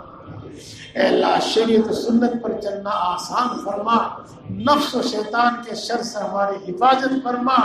ایک لمحے کے لیے ہمیں نفس و شیطان کے حوالے نہ فرما. اے اللہ جیسی بھی کچھ ہم عبادت کرتے ہیں اس کو قبول فرما، مزید کی توفیق نصیب فرما. اے اللہ اپنی طاعت و عبادت میں ہماری مدد فرما. اے اللہ گناہوں سے بچنے میں ہماری مدد فرما. اے اللہ تو کسی کا محتاج نہیں ہے، سب تیرے محتاج ہیں. اے اللہ زمین و آسمان کا ملک تیرا ہی ہے، زمین و آسمان میں حکومت تیری ہی ہے. اے اللہ آسمان و زمین کے خزانے تیرے ہی قبضے میں، کسی کو کوئی اختیار نہیں۔ اے اللہ ہم تجھ سے تیرے فضل، تیرے کرم اور تیری رحمت کے واسطے سے مانگتے ہیں۔ اے اللہ ہماری تمام ضرورتیں پوری فرما اور اپنے سوا کسی کا محتاج نہ بنا۔ اے اللہ اپنے سوا کسی کا محتاج نہ بنا۔ اے اللہ سب ضرورتیں پوری فرما اور اپنے سوا کسی کا محتاج نہ بنا۔ اے اللہ جس کو مکان کی ضرورت ہے اس کو کشادہ مکان عطا فرما۔ اے اللہ جس کو دکان کی ضرورت ہے اس کو دکان عطا فرما۔ اے اللہ جن کو کاروبار کی تلاش ہے ان کو بابرکت حلال کاروبار عطا فرما۔ اے اللہ جن کو کاروبار عطا فرمایا ہے اس میں برکت فرما، اس کی حفاظت فرما، آسمانی بلاؤں سے حفاظت فرما۔ اے اللہ دشمنوں سے حفاظت فرما، بری نظر سے اس کی حفاظت فرما۔ جن کو رشتوں کی تلاش ہے ان کو نباہ والے نیک رشتے عطا فرما۔ اے اللہ جن کے رشتے طے ہو چکے ہیں غیب سے اس کا سامان مہیا فرما۔ جن کو اولاد کی تمنا ہے ان کو نیک اولاد عطا فرما۔ اے اللہ جن کو اولاد عطا فرمائی ہے ان کی اولاد کو نیک بنا۔ اے اللہ نیک بنا۔ اے اللہ آنکھوں کی ٹھنڈک بنا۔ اے اللہ دل کی راحت بنا۔ اے اللہ ملک و ملت کا خادم بنا۔ اے اللہ ملک و ملت کا خادم بنا۔ اے اللہ ان کو آوارہ اور ناکارہ ہونے سے بچا لے۔ اے اللہ ان کو آوارہ اور ناکارہ ہونے سے بچا لے۔ اے اللہ ہمارے گھروں میں چین، سکون، اطمینان اور برکت نازل فرما۔ ہمارے دلوں میں الفت، محبت، اتفاق پیدا فرما۔ خصوصاً میاں بیوی کے اندر الفت و محبت پیدا فرما۔ میاں بیوی کے جھگڑے ختم فرما، گھریلو جھگڑے ختم فرما۔ اے اللہ مال، جان، ایمان، عزت و آبرو کی حفاظت فرما۔ اے اللہ کسی ظالم کو ہم پر مسلط نہ فرما، کسی بے رحم کو ہم پر مسلط نہ فرما۔ اے اللہ عزت کی زندگی نصیب فرما۔ اے اللہ عزت کی زندگی نصیب فرما۔ اے اللہ مرتے دم تک دین و ایمان پر قائم فرما، اپنے وقت پر ایمان پر خاتمہ فرما۔ اے اللہ مرتے وقت کلمہ نصیب فرما، موت کی سختی سے حفاظت فرما، قبر کے عذاب سے حفاظت فرما، میدان حشر کی سختیوں سے حفاظت فرما۔